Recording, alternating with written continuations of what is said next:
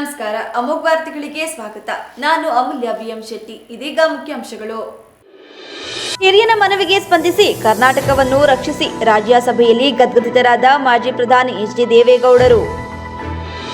ಮತ್ತು ಗರ್ಭಕಂಠ ಕ್ಯಾನ್ಸರ್ನಿಂದ ಮಹಿಳೆಯರನ್ನು ರಕ್ಷಿಸಲು ವ್ಯಾಕ್ಸಿನ್ ಲಭ್ಯ. ಜಿಲ್ಲಾ ಶ್ರೀರೋಗ ಮತ್ತು ಪ್ರಸೂತಿ ತಜ್ಞರ ಸಂಘದ ಅಧ್ಯಕ್ಷ ಡಾಕ್ಟರ್ ಪ್ರೇಮಲತಾ ಹೇಳಿಕೆ. ವಾರ್ತೆಗಳ ವಿವರ. ಕರ್ನಾಟಕವನ್ನು ರಕ್ಷಿಸಿ. ನನ್ನ ರಾಜ್ಯದ ರೈತರು ತೀವ್ರ ಸಂಕಷ್ಟದಲ್ಲಿದ್ದಾರೆ. ಅವರ ಹಿತ ಕಾಯಿರಿ.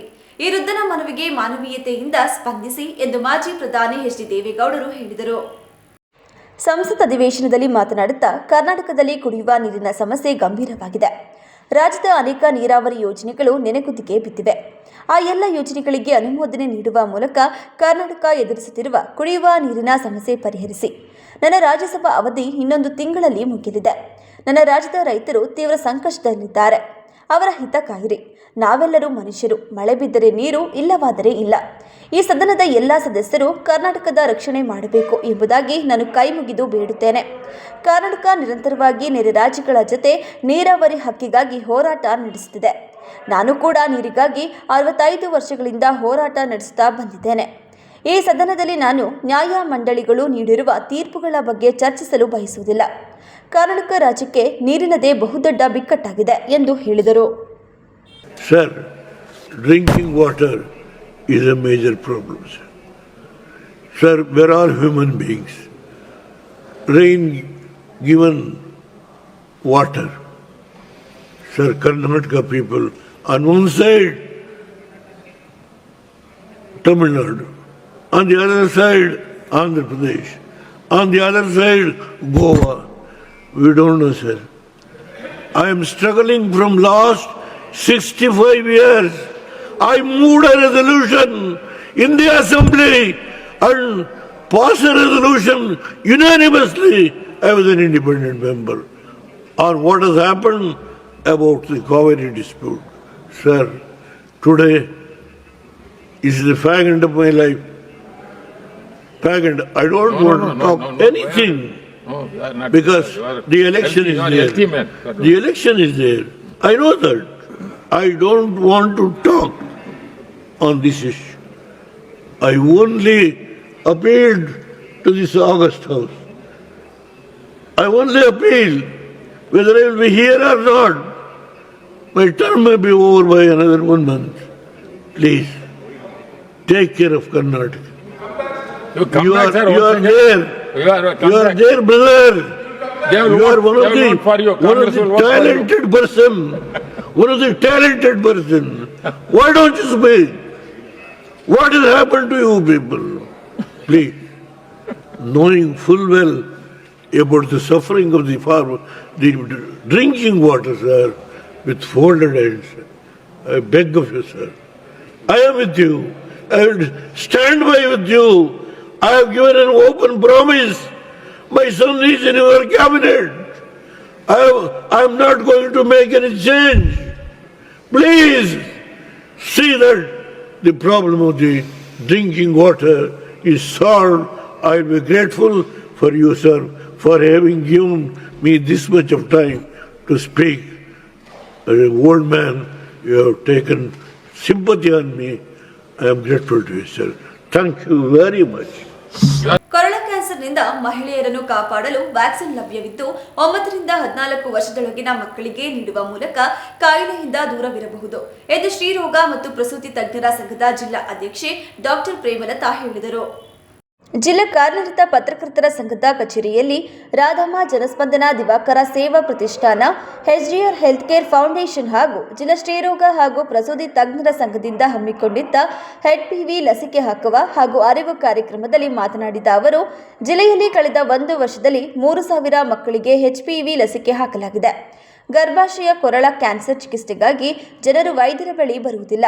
ಒಂದು ವೇಳೆ ಬಂದರೂ ಲಸಿಕೆಗೆ ಖರ್ಚಾಗುವ ದುಡ್ಡು ಎಷ್ಟು ಎಂದು ಮೊದಲೇ ಕೇಳುತ್ತಾರೆ. ಈ ರೀತಿಯ ನಿರ್ಲಕ್ಷ್ಯದಿಂದ ಲಸಿಕೆ ಪಡೆಯುತ್ತಿರುವವರ ಸಂಖ್ಯೆ ದೇಶದಲ್ಲಿ 3% ಕಡಿಮೆ ಇದೆ ಎಂದು ಹೇಳಿದರು. ನಾವು ಈ ದಿನ ರೇಡಿಯೋ ಪ್ರೋಗ್ರಾಮ್ ಕೂಡ ಕೊಟ್ಟಿದ್ವಿ. ಇದಾಗಲೇ ನಾವು ಈ ಕ್ಯಾನ್ಸರ್ ಬಗ್ಗೆ ಏನು ಮಾತಾಡಿದ್ದೀವಿ. ಈ ದಿನ ಸುಮಾರು 8:30 ಬೆಳಗ್ಗೆ ರೇಡಿಯೋ ಆಕಾಶವಾಣಿ ಕೂಡ ಪ್ರಸಾರ ಆಯಿತು. ಈ ನಿಟ್ಟಿನಲ್ಲಿ ನಾವು ಸುಮಾರು ವರ್ಷಗಳಿಂದ ಪ್ರಯತ್ನ ಪಡ್ತಾನೇ ಇದ್ದೀವಿ. ಈ ವರ್ಷ ನಾವು ಸುಮಾರು 3,000 ಮಕ್ಕಳಿಗೆ ವ್ಯಾಕ್ಸಿನ್ ಹಾಕಿದೀವಾಗಲೇ. ಅಂದರೆ 3,000 3 ಡೋಸ್ ಹಾಕಿಸ್ಕೊಂಡಿರೋದು, ಕಂಪ್ಲೀಟ್ ಲಸಿಕೆ ಹಾಕಿಸ್ಕೊಂಡಿರೋ ಮಕ್ಕಳು, ಶಾಲಾ ಮಕ್ಕಳುಗಳೇ ಹಾಕಿಸ್ಕೊಂಡಿರೋದು, ಅವ್ರು ಹಾಕಿಸ್ಕೊಂಡಿದ್ದಾರೆ. ಜೊತೆಗೆ ನಾವು ನಮ್ಮ ಹತ್ರ ಯಾರೂ ಬರೋದಿಲ್ಲ, ಜನ ಪಬ್ಲಿಕ್ ಬರೋದಿಲ್ಲ. ನಮ್ಮ ಹತ್ರ ಬಂದರೂ ನಾವು ವ್ಯಾಕ್ಸಿನ್ ಹಾಕಿಸ್ಕೊಳ್ಳಿ ಅಂತ ಅಥವಾ ಪರೀಕ್ಷೆ ಮಾಡಿಸ್ಕೊಳ್ಳಿ, ಸ್ಕ್ರೀನಿಂಗ್ ಮಾಡಿಸ್ಕೊಳ್ಳಿ ಅಂದರೆ ಯಾರೂ ಮಾಡಿಸ್ಕೊಳ್ಳಲ್ಲ. ಫಸ್ಟ್ ಎಷ್ಟು ದುಡ್ಡಾಗುತ್ತೆ ಅಂತ ಕೇಳ್ತಾರೆ. ನಾವು ಅಷ್ಟು ದುಡ್ಡು ಹೇಳಿದ ತಕ್ಷಣ ಮೇಡಮ್ 10 ದಿನ ಬರ್ತೀವಿ, ಬಿಟ್ಟು ಬರ್ತೀವಿ, 15 ದಿನ ಬಿಟ್ಟು ಬರ್ತೀವಿ, ಅದೇ ಆಗ್ತಾ ಇದೆ. ಯಾಕೆ ಈ ರೀತಿ ಆಗೋದ್ರಿಂದ ನಮ್ಮ ದೇಶದಲ್ಲಿ ನಾವು ಈ ಕ್ಯಾನ್ಸರ್ ಸ್ಕ್ರೀನಿಂಗ್ ಅಂತ ಏನು ಹೇಳ್ತೀವಿ ಅದು ಲೆಸ್ ದ್ಯಾನ್ 3%, 3%ಗೂ ಕಮ್ಮಿ ಇದೆ. ನಮ್ಮ ದೇಶದ ಜನಸಂಖ್ಯೆ ಗೊತ್ತು, ಕೋಟಿಗಟ್ಟಲೆ, ಅಷ್ಟರಲ್ಲಿ ಬರೀ 3%. ಎಷ್ಟು ಜನ ವ್ಯಾಕ್ಸಿನ್ ಹಾಕಿಸ್ಕೊಂಡಿದ್ದಾರೆ ಅಂತಂದರೆ ಲೆಸ್ ದ್ಯಾನ್ 1%, ಅಷ್ಟೇ ವ್ಯಾಕ್ಸಿನ್ ಹಾಕಿಸ್ಕೊಂಡಿರೋದು. ಇದು ನಾವು ಸತತವಾಗಿ ಅವೇರ್ನೆಸ್ ಮೂಡಿಸೋದಕ್ಕೆ ಪ್ರಯತ್ನ ಪಡ್ತಾ ಇದ್ರೂ ಕೂಡ ಆ ರೀತಿ ಆಗ್ತದೆ. ಈಗ ನೀವು ಪ್ರತಿದಿನ ಸುಮಾರು 9 ಗಂಟೆಯಲ್ಲಿ FM ರೇಡಿಯೋ ಕೇಳಿ. ನಮ್ಮ ಬೆಂಗಳೂರು ಕ್ಯಾನ್ಸರ್ ಸಂಘದವರು ಏನಿದ್ದಾರೆ, ನ್ಯಾಷನಲ್ ಕ್ಯಾನ್ಸರ್ ಸಂಘದವರು ಏನಿದೆ, ಅವರು ಒಂದು ತುಣುಕು ಮಾತಾಡ್ತಾನೇ ಇದ್ದಾರೆ ಕಂಟಿನ್ಯೂಸ್ ಆಗಿ. ಆದರೂ ಕೂಡ ಜನಗಳಲ್ಲಿ ಅವೇರ್ನೆಸ್ ಮೂಡ್ತಾ ಇಲ್ಲ. ಈ ರೀತಿಯ ಈ ಪತ್ರಕರ್ತರ ಮುಖಾಂತರ, ಈ ಮಾಧ್ಯಮದ ಮುಖಾಂತರ ಇನ್ನೂ ಜನಗಳಿಗೆ ತಲುಪಬಹುದು ಅಂತ ಒಂದು ಆಸೆಯಿಂದ ನಾವು ಈ ದಿನ ಇದೊಂದು ಕಾರ್ಯಕ್ರಮವನ್ನು ಹಮ್ಮಿಕೊಂಡಿದ್ದೀವಿ. ಈ ಕ್ಯಾನ್ಸರ್ ದಿನಾಚರಣೆ ಏನಕ್ಕೆ ಆಚರಿಸ್ತಾರೆ, ಏನಕ್ಕೆ ಉದ್ದೇಶ ಅಂದರೆ ಕೆಲವು ಕ್ಯಾನ್ಸರ್ನ ನಾವು ತಡೆಗಟ್ಬೋದು, ವಿ ಕ್ಯಾನ್ ಪ್ರಿವೆಂಟ್. ಆದ್ದರಿಂದ ತಡೆಗಟ್ಟುವಂಥ ಸಾಧ್ಯತೆ ಇರುವ ಕ್ಯಾನ್ಸರ್ಗಳನ್ನ ತಡೆಗಟ್ಟೋದಕ್ಕೆ ಮತ್ತು ಮೊದಲ ಹಂತದಲ್ಲಿ ಈ ಕ್ಯಾನ್ಸರನ್ನು ಕಂಡುಹಿಡಿಯೋದಕ್ಕೆ ಮತ್ತು ಎಲ್ಲ ಕ್ಯಾನ್ಸರ್ ರೋಗಿಗಳಿಗೂ ಸಮವಾಗಿ ಚಿಕಿತ್ಸೆ ಲಭ್ಯ ಇರುವಂತೆ ನೋಡ್ಕೊಳ್ಳೋದು. ಈಗ ಗೊತ್ತು ಕ್ಯಾನ್ಸರ್ ಚಿಕಿತ್ಸೆ ಅಂದರೆ ನಾನೀಗ ಅಮೆರಿಕಾದಲ್ಲಿ ಕ್ಯಾನ್ಸರ್ ಚಿಕಿತ್ಸೆ ತಗೋತೀನಿ ಅಂತಂದರೆ ಇಟ್ ಈಸ್ ಹೈಲಿ ಇಂಪಾಸಿಬಲ್. ಅಲ್ಲಿ ಇನ್ಶೂರೆನ್ಸ್ ಇಲ್ಲ ಅಂದರೆ ತಗೊಳಕ್ಕೆ ಸಾಧ್ಯನೇ ಇಲ್ಲ. ಸುಮಾರು ಜನ ಭಾರತೀಯರು ವಾಪಸ್ಸು ಇಂಡಿಯಾಗೆ ಬಂದಿದ್ದಾರೆ, ಭಾರತಕ್ಕೆ ಕ್ಯಾನ್ಸರ್ ಟ್ರೀಟ್ಮೆಂಟ್ ತೊಗೊಳೋದಕ್ಕೆ, ಅಥವಾ ಅಲ್ಲಿಂದ ಅವರೇ ಕಳಿಸ್ಕೊಟ್ಟಿದ್ದಾರೆ. ಆದ್ದರಿಂದ ನಿಮ್ಗೆ ಇದ್ರದ್ದು ಅರ್ಥ ಆಗುತ್ತಲ್ವಾ, ಕ್ಯಾನ್ಸರ್ ಒಂದ್ಸಲ ಬಂದರೆ ಅದಕ್ಕೆ ಲಕ್ಷಾಂತರ ಹಣ ಖರ್ಚಾಗುತ್ತೆ. ಅದಕ್ಕೋಸ್ಕರ ಕೆಲವು ತಡೆಗಟ್ಟಬಹುದಾದಂಥ ಕ್ಯಾನ್ಸರ್ ನಾವು ತಡೆಗಟ್ಟುವ ಹಂತದಲ್ಲೇ ಕಂಡಿಡಿದ್ರೆ ಎಲ್ಲರಿಗೂ ಅನುಕೂಲ ಆಗುತ್ತೆ. ಅದರಿಂದ ನಮ್ಮ ದೇಶದ ಮೇಲೆ ಆಗುವಂಥ ಹೊರೆ ಅಥವಾ ಫ್ಯಾಮಿಲಿ ಮೇಲೆ ಆಗುವಂಥ ಹೊರೆ ಕೂಡ ತಪ್ಪುತ್ತೆ. ಈಗ ಯಾವುದು ನಾವು ತಡೆಗಟ್ಟಬಹುದಾದಂಥ ಕ್ಯಾನ್ಸರ್ ಅಂದರೆ, ಒಂದು ಗರ್ಭಕೋಶದ ಕೊರಳಿನ ಕ್ಯಾನ್ಸರ್ ಅಥವಾ ಕಂಠದ ಕ್ಯಾನ್ಸರ್. ಈ ಕ್ಯಾನ್ಸರ್ಗೆ ನಮಗೆ ಕಾರಣ ಗೊತ್ತಿದೆ, ಕೆಲವು ಕಾರಣಗಳ ಕ್ಯಾನ್ಸರ್ಗಳಿಗೆ ಯಾವುದೂ ಕಾರಣ ಗೊತ್ತಿಲ್ಲ. ಇದೊಂದಕ್ಕೆ ನಮಗೆ ಕಾರಣ ಗೊತ್ತಿದೆ, ಇದು ಒಂದು HPV ವೈರಸ್, ಅದರಿಂದ ಹರಡುತ್ತೆ ಅಂತ ಗೊತ್ತಿದೆ. ಒಂದು ಸಲ ನಮಗೆ ಕಾರಣ ಗೊತ್ತಿದ್ರೆ ಅದಕ್ಕೆ ಚಿಕಿತ್ಸೆ ನೀಡೋದು ನಮಗೆ ಸುಲಭ ಆಗುತ್ತೆ. ಈಗ ನೀವೆಲ್ಲರೂ ಪೋಲಿಯೋ, DPT ಎಲ್ಲ ಮಕ್ಳಿಗೆ ಹಾಕ್ಸಿದ್ದೀರಲ್ವಾ, ಅದರಿಂದ ಯಾವುದರಿಂದ ಬರುತ್ತೆ ಅಂತ ನಮಗೆ ಗೊತ್ತಿರೋದ್ರಿಂದ ಆ ವೈರಸ್ಗೆ ಕಾರಣ ಏನು ಕಂಡುಹಿಡಿದಿರ್ತಾರೆ ಅದಕ್ಕೆ ಕಮ್ಮಿ ಮಾಡೋದು, ಅದರ ಕೆಲಸ ಏನಿರುತ್ತೆ ಅದಕ್ಕೆ ಕಮ್ಮಿ ಮಾಡೋದಕ್ಕೆ ಎಲ್ಲರೂ ವ್ಯಾಕ್ಸಿನ್ ಹಾಕಿಸ್ಕೊತಾ ಇದ್ದಾರೆ. ಕೋವಿಡ್ ಟೈಮಲ್ಲಿ ಎಲ್ಲರೂ ವ್ಯಾಕ್ಸಿನ್ ಹಾಕ್ಕೊಂಡಿದ್ದಾರೆ, ಕೋವಿಡಿಂದ ಸಾಯಬಾರ್ದು ಅಂತ. ಅದೇ ರೀತಿ ಇದು ಕೋವಿಡ್ನಲ್ಲಂತೂ ಎಲ್ಲ ಸುಮ್ಮನೆ ತಪ್ಪ ಅಂತ ಬಿದ್ದೋಗ್ಬಿಟ್ರು, ಹೆಣಗಳ ರಾಶಿನೇ ಬಿದ್ದೋಗ್ಬಿಡ್ತು. ಜನಗಳಿಗೆ ಒಂಥರ ಭಯ ಇತ್ತು. ಆದರೆ ಇದೇನು ಮಾಡುತ್ತೆ, ಕ್ಯಾನ್ಸರ್ ತಕ್ಷಣ ಸಾಯಿಸೋದಿಲ್ಲ ಯಾರನ್ನು, ಹಂತ ಹಂತವಾಗಿ ಸಾಯಿಸುತ್ತೆ. ಅದು ಮನುಷ್ಯನ ಮಾತ್ರ ಸಾಯಿಸೋದಿಲ್ಲ, ಯಾರನ್ನ ಫ್ಯಾಮಿಲಿ ಕೂಡ ಸಾಯಿಸುತ್ತೆ. ಫ್ಯಾಮಿಲಿಯು ಕೂಡ ನೊಂದೋಗ್ಬಿಡ್ತಾರೆ, ಆ ಖರ್ಚು ಮಾಡಿ ಅವ್ರಿಗೇನು ಅನುಭವಿಸ್ತಾ ಇರ್ತಾರೆ ಅದನ್ನ ನೋಡಿ ಅವರು ಕೂಡ ತುಂಬ ನೋವು ಅನುಭವಿಸ್ತಾರೆ. ಆದ್ದರಿಂದ ಇದನ್ನು ನಾವು ಪ್ರಾಮಾಣಿಕವಾಗಿ ತಡೆಗಟ್ಟಬಹುದಾದ ಕಾಯಿಲೆ ಆದ್ದರಿಂದ ಯಾವ ರೀತಿ ನಾವು ತಡೆಗಟ್ಟಬಹುದು ಈ ಕ್ಯಾನ್ಸರನ್ನು ಅಂದರೆ, ಒಂದು ವ್ಯಾಕ್ಸಿನೇಷನ್. ಈಗ ವ್ಯಾಕ್ಸಿನೇಷನ್ ಲಭ್ಯ ಇದೆ. ನಾವು ನಮ್ಮ ಮಕ್ಕಳಿಗೆ ಹಾಕಿದಂಥ ಸಮಯದಲ್ಲಿ ಒಂದು ಡೋಸ್ ಲಸಿಕೆಗೆ 4,500 5,000 ಇತ್ತು ನಮ್ಮ ಹೆಣ್ಣು ಮಕ್ಕಳಿಗೆ ನಾವು ಹಾಕಿದಂಥ ಸಮಯದಲ್ಲಿ. ಆದರೆ ಇದು ಕ್ರಮವಾಗಿ ನಮ್ಮ ದೇಶದಲ್ಲೇ ಇದು ಉತ್ಪತ್ತಿ ಆಗ್ತಾ ಇರೋದ್ರಿಂದ ನಾವು ಈಗ ಫಾರಿನ್ ವ್ಯಾಕ್ಸಿನ್ ತಗೊಂಡ್ರೆ ಅದು ಇನ್ನೂ ಕಾಸ್ಟ್ಲಿನೇ ಇದೆ, 9,000 10,000ನೇ ಇದೆ. ಇದು ನಮ್ಮ ದೇಶದಲ್ಲೇ ಉತ್ಪತ್ತಿ ಆಗ್ತಾ ಇರೋದು ಲಸಿಕೆ ಆದ್ದರಿಂದ ಈಗ ನಾವು ಹೊರಗಡೆ ಪ್ರೈವೇಟಲ್ಲಿ ಹಾಕ್ಸಿದ್ರೆ 2,000 2,500 ತಗೊಳ್ತಾರೆ.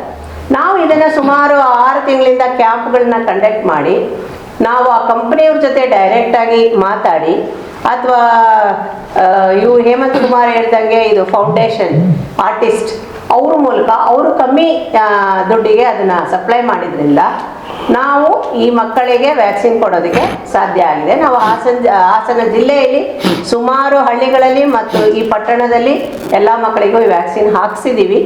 ಇದನ್ನು ಹಾಕಿಸ್ಕೊಂಡ್ರೆ ವ್ಯಾಕ್ಸಿನ್ ಕ್ಯಾನ್ಸರ್ ಹರಡೋದನ್ನು, ಸ್ಪೆಷಲಿ ಗರ್ಭಕೋಶದ ಕಂಠದ ಕ್ಯಾನ್ಸರ್, ಇದು ಕ್ಯಾನ್ಸರ್ನ ಹರಡೋದನ್ನು ಅಥವಾ ಬರೋದನ್ನು ತಡೆಗಟ್ಟಬಹುದು. ಜಿಲ್ಲಾ ಕಾರ್ಯರತ ಪತ್ರಕರ್ತರ ಸಂಘದ ಅಧ್ಯಕ್ಷ ಜೆಆರ್ ಕೆಂಚೇಗೌಡ ಮಾತನಾಡಿ, HPV ಲಸಿಕೆಗೆ ಹೆಚ್ಚು ಹಣ ಖರ್ಚಾಗುತ್ತದೆ ಎಂದು ಪೋಷಕರು ಮಕ್ಕಳಿಗೆ ಲಸಿಕೆ ನೀಡಲು ಹಿಂದೇಟು ಹಾಕುತ್ತಾರೆ. ಆರೋಗ್ಯಕ್ಕಿಂತ ಹಣ ಮುಖ್ಯವಲ್ಲ ಎಂಬ ಅರಿವು ಮೂಡಬೇಕು. ರಾಧಮ್ಮ ಜನಸ್ಪಂದನ ಸಂಸ್ಥೆಯು ಪತ್ರಕರ್ತರ ಮಕ್ಕಳಿಗೆ ಉಚಿತವಾಗಿ ಲಸಿಕೆ ವ್ಯವಸ್ಥೆ ಮಾಡಿರುವುದು ಶ್ಲಾಘನೀಯ. ಸಂಸ್ಥೆಯ ಹೇಮಂತ್ ಅವರ ತಾಯಿಯ ಹೆಸರಿನಲ್ಲಿ ಬಡ ಮಕ್ಕಳಿಗೆ ಪುರಸ್ಕಾರ ಸೇರಿ ಅನೇಕ ಸಮಾಜಪರ ಕೆಲಸಗಳ ಮೂಲಕ ಎಲ್ಲರಿಗೂ ಚಿರಪರಿಚಿತರಾಗಿದ್ದಾರೆ ಎಂದು ಹೇಳಿದರು. ಒಂದು ವಾರದ ಹಿಂದೆ ಹೇಮಂತ್ ಅವರು ನನಗೆ ಸಿಕ್ಕಿದ ಸಂದರ್ಭದಲ್ಲಿ ಹೀಗೆ ಕ್ಯಾನ್ಸರ್ ದಿನಾಚರಣೆ ಇದೆ 4ನೇ ತಾರೀಕು, ನೀವು ಪತ್ರಕರ್ತರ ಮಕ್ಕಳಿಗೆ ಹೆಣ್ಮಕ್ಕಳಿಗೆ ಒಂದು ಕಾರ್ಯಕ್ರಮ ಆಯೋಜನೆ ಮಾಡಿದ್ರೆ ನಾನು ಎಲ್ಲ ಹೆಣ್ಮಕ್ಳಿಗೂ ಒಂದು ಗರ್ಭಕೋಶ ಕ್ಯಾನ್ಸರ್ ವಿರುದ್ಧ ಲಸಿಕೆ ವ್ಯವಸ್ಥೆ ಮಾಡಿಕೊಡ್ತೀನಿ ಅಂತ ಹೇಳಿದ್ರು. ಆಯಿತು, ನಮ್ಮಲ್ಲೇನು ಹೆಚ್ಚು ಹೆಣ್ಮಕ್ಳಿಲ್ಲ ಅಂತ ಕಾಣುತ್ತೆ, ಮಾತಾಡಿ ಹೇಳ್ತೀನಿ ಅಂತ ಹೇಳಿದೆ. ಆಮೇಲೆ ನಮ್ಮ ಪ್ರಕಾಶ್ ಅವರಿಗೆ ಹೇಳಿ ಎಷ್ಟು ಜನ ಇದ್ದಾರೆ ನೋಡಿ ಅಂತ ಹೇಳಿದ ತಕ್ಷಣ ನಿನ್ನೆ ಸಂಜೆ ಗೊತ್ತಾಯಿತು 10 ರಿಂದ 12 ಜನ ಇದ್ದಾರೆ ಅಂತೇಳಿ. ನಾನು 5 ರಿಂದ 6 ಜನ ಆಗ್ಬೋದು ಅಂತ ಹೇಮಂತ್ ಅವ್ರಿಗೆ ಹೇಳಿದ್ದೆ. ಹೇಮಂತ್ ಅವ್ರು ಎಷ್ಟಾರಾಗಲಿ ಬಿಡಿ ಅಣ್ಣ ಅಂತ ಹೇಳಿದೆ. ಹಾಗಾಗಿ ಇವತ್ತು ಹೇಮಂತ್ ಅವರು ಕಳೆದ 7-8 ವರ್ಷಗಳಿಂದ ಆಲೂರಿನಲ್ಲಿ ವಿಶೇಷವಾಗಿ ಅವ್ರ ತಾಯಿಯ ಸ್ಮರಣಾರ್ಥವಾಗಿ ಅನೇಕ ಕಾರ್ಯಕ್ರಮಗಳನ್ನ, ಪ್ರತಿಭಾವಂತ ವಿದ್ಯಾರ್ಥಿಗಳನ್ನ ಗುರುತಿಸ್ತಕ್ಕಂಥದ್ದು, ಆರೋಗ್ಯ ಶಿಬಿರಗಳು, ಹೀಗೆ ಅನೇಕ ಕಾರ್ಯಕ್ರಮಗಳನ್ನ ಮಾಡ್ಕೊಂಡು ಬಂದಿದ್ದಾರೆ. ಹಾಗಾಗಿ ಸಮಾಜ ಜೊತೆ ಇದ್ದು ಸಮಾಜಕ್ಕೆ ಸ್ಪಂದಿಸ್ತಕ್ಕಂಥ ಕೆಲಸವನ್ನು ಮಾಡ್ಕೊಂಡು ಬಂದಿದ್ದಾರೆ. ಅವರಿಗೆ ನಮ್ಮೆಲ್ಲರ ಸಹಕಾರ ಅಗತ್ಯ ಇದೆ. ಜೊತೆಗೆ ಡಾಕ್ಟರ್ ಸಾವಿತ್ರಿ ಮೇಡಮ್ ಅವ್ರ ಬಗ್ಗೆ 2 ಮಾತು ಹೇಳಲೇಬೇಕು. ಬಹುಪಾಲು ನಮ್ಮಲ್ಲಿ ಪತ್ರಕರ್ತರು ಸೇರಿದಂತೆ ಸಮಾಜದಲ್ಲಿ ಏನು ಅಭಿಪ್ರಾಯ ಇರುತ್ತೆ ಅಂದರೆ, ವೈದ್ಯರು, ಅದರಲ್ಲೂ ವಿಶೇಷವಾಗಿ ಖಾಸಗಿ ವೈದ್ಯರು ಭಾಳ ಹಣದ ಕಡೆಗೆ ವ್ಯಾಮೋಹ ತೋರ್ತಾರೆ, ಭಾಳಷ್ಟು ಬಿಲ್ಲು ಮಾಡ್ತಾರೆ. ಹಣ ಮಾಡೋದು ಒಂದೇ ಗುರಿ ಅನ್ನೋ ಉದ್ದೇಶ ಇರುತ್ತೆ. ನಮ್ಮಲ್ಲಿ ಅನೇಕ ಜನರ ತಪ್ಪು ತಿಳುವಳಿಕೆ ಇರುತ್ತೆ. ಅವ್ರ ಜೊತೆ ಸ್ವಲ್ಪ ಬಾಂಧವ್ಯ ಬೆಳೆದಾಗ ಅವರು ಏನೇನು ಕೆಲಸ ಮಾಡ್ತಾರೆ ಅಂದಾಗ ಮಾತ್ರ ಅರ್ಥ ಆಗುತ್ತೆ. ನಾನು ಕಳೆದ 15 ವರ್ಷಗಳಿಂದ ಗಮನಿಸಿದ ರೀತಿಯಲ್ಲಿ ಹೆಚ್ಚು ಕಡಿಮೆ ಅವರ ದುಡಿದ ಸ್ವಲ್ಪ ಭಾಗ ಅಥವಾ ಭಾಳಷ್ಟು ಭಾಗವನ್ನು ಅವ್ರು ಬೇರೆ ಬೇರೆ ಈ ಆರೋಗ್ಯದ ಕಾರಣಕ್ಕಾಗಿ ಅಂತಲ್ಲ, ಪರಿಸರದ ವಿಚಾರದಲ್ಲೂ ತುಂಬ ಹಣವನ್ನು ವ್ಯಯ ಮಾಡೋವಂಥದ್ದು, ಆ ಪರಿಸರ ಕಾರ್ಯಗಳಲ್ಲಿ ತೊಡಗಿರ್ತಕ್ಕಂಥವ್ರಿಗೆ ಧನ ಸಹಾಯದ ಮೂಲಕ ಪ್ರೇರಣೆ ನೀಡ್ತಕ್ಕಂಥದ್ದು, ಆಮೇಲೆ ಸಾಮಾಜಿಕ ಕಾರ್ಯಗಳಲ್ಲಿ ತೊಡಗಿಕೊಂಡವ್ರಿಗೂ ಸಹಾಯ ಮಾಡ್ತಾ ಬಂದಿದ್ದಾರೆ, ಬಡ ರೋಗಿಗಳಿಗೂ ಸಹಾಯ ಮಾಡ್ತಾ ಬಂದಿದ್ದಾರೆ. ಖಾಸಗಿ ಆಸ್ಪತ್ರೆಯಲ್ಲಿ ಏನಾದರೂ ಇವತ್ತು ಕಡಿಮೆ ವೆಚ್ಚದ ಆಸ್ಪತ್ರೆ ಒಂದಿದೆ ಅಂದರೆ ದೊಡ್ಡಗೌಡರ ನಂತರದಲ್ಲಿ ದೊಡ್ಡಗೌಡರ ಸೊಸೆಯನ್ನು ಅಭಿಪ್ರಾಯ ಜನರು ದಟ್ಟವಾಗಿದೆ ಇರೋ ವಿಚಾರ ನಾವು ಹೇಳಬೇಕು. ಆ ಕಾರಣಕ್ಕಾಗಿ ಹೇಳ್ತಾ ಇದ್ದೀನಿ. ನಾವು ಭಾಳಷ್ಟು ಜನರು ಯಾರಾದ್ರೂ ಕೇಳೋದು ನಮಗೆ ನಮ್ಮದು ಸಾವಿತ್ರಿ ಡಾಕ್ಟರ್ ಹತ್ರಕ್ಕೆ ಹೋಗ್ರಪ್ಪ ಪರವಾಗಿಲ್ಲ ಅಂತ ಹೇಳ್ತೀವಿ. ಆ ಥರದ ಒಂದು ಒಳ್ಳೆಯ ಹೆಸರನ್ನು ಪಡೆದಿದ್ದಾರೆ. ಡಾಕ್ಟರ್ ಪ್ರೇಮಲತಾ ಅವರು ಕೂಡ ತಮ್ಮ ಪ್ರಸೂತಿ ಮತ್ತು ಸ್ತ್ರೀರೋಗ ತಜ್ಞರಾಗಿ ಅನೇಕ ಜನಪರ ಕಾರ್ಯಗಳು, ಆರೋಗ್ಯ ಸಮಸ್ಯೆಗಳಲ್ಲಿ ಸ್ಪಂದಿಸ್ತಾ ಬಂದಿದ್ದಾರೆ. ಜೊತೆಗೆ ನಮ್ಮ ಹೇಮಂತ್ ಅವರ ಸಹಕಾರವನ್ನು ಪಡೆದು ನಮ್ಮಲ್ಲಿ ನಮ್ಮ ವೃತ್ತಿ ಬಾಂಧವರ ಮಕ್ಕಳಿಗೆ ಇಲ್ಲಿ ಬಂದು ಲಸಿಕೆ ಕೊಡುವಂಥ ಒಂದು ಉದಾರತೆಯನ್ನು ತೋರಿದ್ದಾರೆ. ಹಾಗಾಗಿ ಅವರಿಗೆ ನಮ್ಮ ಸಂಘದ ಪರವಾಗಿ ಅಭಿನಂದನೆಗಳನ್ನ ಸಲ್ಲಿಸ್ತೇನೆ. ಜೊತೆಗೆ ಇನ್ನು ಮುಂದೆ ಕೂಡ ನಾವೇ ಮುಂದಿನ ಇದರಲ್ಲಿ ನಾನೇ ವ್ಯವಸ್ಥೆ ಮಾಡ್ತೀವಿ, ನಾವೇ ಸಂಘದಿಂದನೇ. ನೀವು ಬಂದು ನಿಂತು ನಡೆಸ್ಕೊಟ್ರೆ ಸಾಕು. ಏಕೆಂದರೆ ಮುಖ್ಯವಾಗಿ ಇಲ್ಲಿ ಹಣ ಮುಖ್ಯ ಅಲ್ಲ, ಆರೋಗ್ಯ ಮುಖ್ಯ. ಆ ಕಾರಣಕ್ಕೆ ನಾನು ಹೇಮಂತ್ ಹೇಳಿದೆ, ನೀವೊಂದು ವ್ಯಾಕ್ಸಿನೇಷನ್ನ 2,000ನೋ 1,500ನೋ 100 ರೂಪಾಯಿ ಕೊಟ್ಟು ತರಿಸ್ತೀರಿ ಅನ್ನೋದು ಮುಖ್ಯ ಅಲ್ಲ. ಅದ್ರ ಮೂಲಕ 4-6 ಜನಕ್ಕೆ ತಲುಪಿ ಅದೊಂದು ಜಾಗೃತಿ ಉಂಟಾದರೆ ಒಂದು ಸಾಮಾಜಿಕ ಪಿಡುಗನ್ನು ತೊಲಗಿಸ್ಬೋದು ಅಂತೇಳಿ ಹೇಳಿದೆ. ಆ ಕಾರ್ಯ ಮಾಡೋದು ತುಂಬ ಮುಖ್ಯ. ಆ ಕೆಲಸ ಸ್ತ್ರೀರೋಗ ತಜ್ಞರು ಮತ್ತು ತಾವೆಲ್ಲ ಸೇರಿ ಮಾಡಿದ್ರಿ. ಇನ್ನೂ ಹೆಚ್ಚಿನ ಇಂಥ ಕೆಲಸ ಮಾಡಿ ಅಂತ ಆಶಿಸ್ತಾ ರಾಧಮ್ಮ ಜನಸ್ಪಂದನ ಸಂಸ್ಥೆ ಮುಖ್ಯಸ್ಥ ಹೇಮಂತ್ ಮಾತನಾಡಿ, ಗ್ರಾಮೀಣ ಪ್ರದೇಶದ ಅನೇಕರಿಗೆ ಕ್ಯಾನ್ಸರ್ ಬಗ್ಗೆ ಮಾಹಿತಿಯೇ ಇಲ್ಲ. 30-35 ವಯಸ್ಸಿಗೆ ಮಹಿಳೆಯರು ಕಾಯಿಲೆಯಿಂದ ಸಾವನ್ನಪ್ಪುತ್ತಿರುವುದು ವಿಷಾದದ ಸಂಗತಿ. ಸರ್ಕಾರವೇ ಮುತುವರ್ಜಿ ವಹಿಸಿ ರಾಜ್ಯಾದ್ಯಂತ ಲಸಿಕೆ ನೀಡುವ ಯೋಜನೆ ಘೋಷಿಸಬೇಕು ಎಂದು ಹೇಳಿದರು. ಮಾಡ್ತಾ ಇರೋದು ಪತ್ರಕರ್ತರ ಭವನದಲ್ಲಿ ಏನು ಅಂತಂತಂದರೆ ಮೇನ್ ಪ್ರಮುಖ ಅಜೆಂಡಾ ಏನಂತಂದರೆ ಇನ್ನೂ ಎಷ್ಟೋ ಜನಕ್ಕೆ ಮಾಧ್ಯಮದವರಿಗೆಲ್ಲ ಕೈ ಮುಗಿ ಕೇಳ್ತೀನಿ ಕೇಳಿ. ವೆಂಕಟೇಗೌಡರನವರು ಮತ್ತು ಪ್ರಕಾಶ್ ಅಣ್ಣವರು ಮತ್ತು ಇನ್ನೊಬ್ಬರು ನಮ್ಮ ಪ್ರಕಾಶ್ ಅಣ್ಣವರು ಎಲ್ಲ ಸ್ನೇಹಿತರು ಇದ್ದೀರಾ. ಇನ್ನೂ ಎಷ್ಟೋ ಜನಕ್ಕೆ ಹಣದ ಕೊರತೆ ಇಲ್ಲ, ಲಸಿಕೆ ಹಾಕ್ಸ್ಕೋಬೇಕು ಅಂತ ಮಕ್ಕಳ ಭವಿಷ್ಯಕ್ಕೋಸ್ಕರ ಹಣದ ಕೊರತೆ ಇಲ್ಲ, ಮಾಹಿತಿಯ ಕೊರತೆ ಇದೆ. ಆ ಕೆಲಸನ ನಮ್ಮ ಅಧ್ಯಕ್ಷರಾಗಿರೋ ನಂಜುಂಡೇಗೌಡರಣ್ಣ, ಉಪಾಧ್ಯಕ್ಷರು ಮತ್ತು ನಮ್ಮ ಕೆಂಚೇಗೌಡರಣ್ಣ ಎಲ್ಲರೂ ಇಬ್ಬರು ಉಪಾಧ್ಯಕ್ಷರು ಮತ್ತು ನಂಜುಂಡೇಗೌಡ ಆ ಕೆಲಸನ ನಾನು ನಿಮ್ಮ ಮುಖಾಂತರ ಆಗಬೇಕು ಅಂತ ಕೈ ಜೋಡಿಸಿ ಕೇಳ್ಕೊತಾ ಇದ್ದೀನಿ. ನಿಮ್ಮ ಹತ್ರ ಒಂದು ಶಕ್ತಿ ಇದೆ. ತಿಂಗಳಿಗೆ ಒಂದೊಂದಾರು ಏನಂದ್ರೆ ನನ್ನ ಹೆಸರು ನಾನು ಮೊನ್ನೆನೂ ಹೇಳಿದೆ ಸುದ್ದಿ ಮಾಡಬೇಕಾದ್ರೆ, ನನ್ನ ಹೆಸರು ರಾಧಮ್ಮ ಜನಸ್ಪಂದನೆಯಿಂದ ಹಾಕಿಸ್ತೀನಿ ಅಂತ ನನ್ನ ಹೆಸರು ಹಾಕ್ಸ್ಬೇಡಿ, ಹೇಮಂತ್ ಕುಮಾರ್ ಹೆಸರು ಹಾಕ್ಸ್ಬೇಡಿ.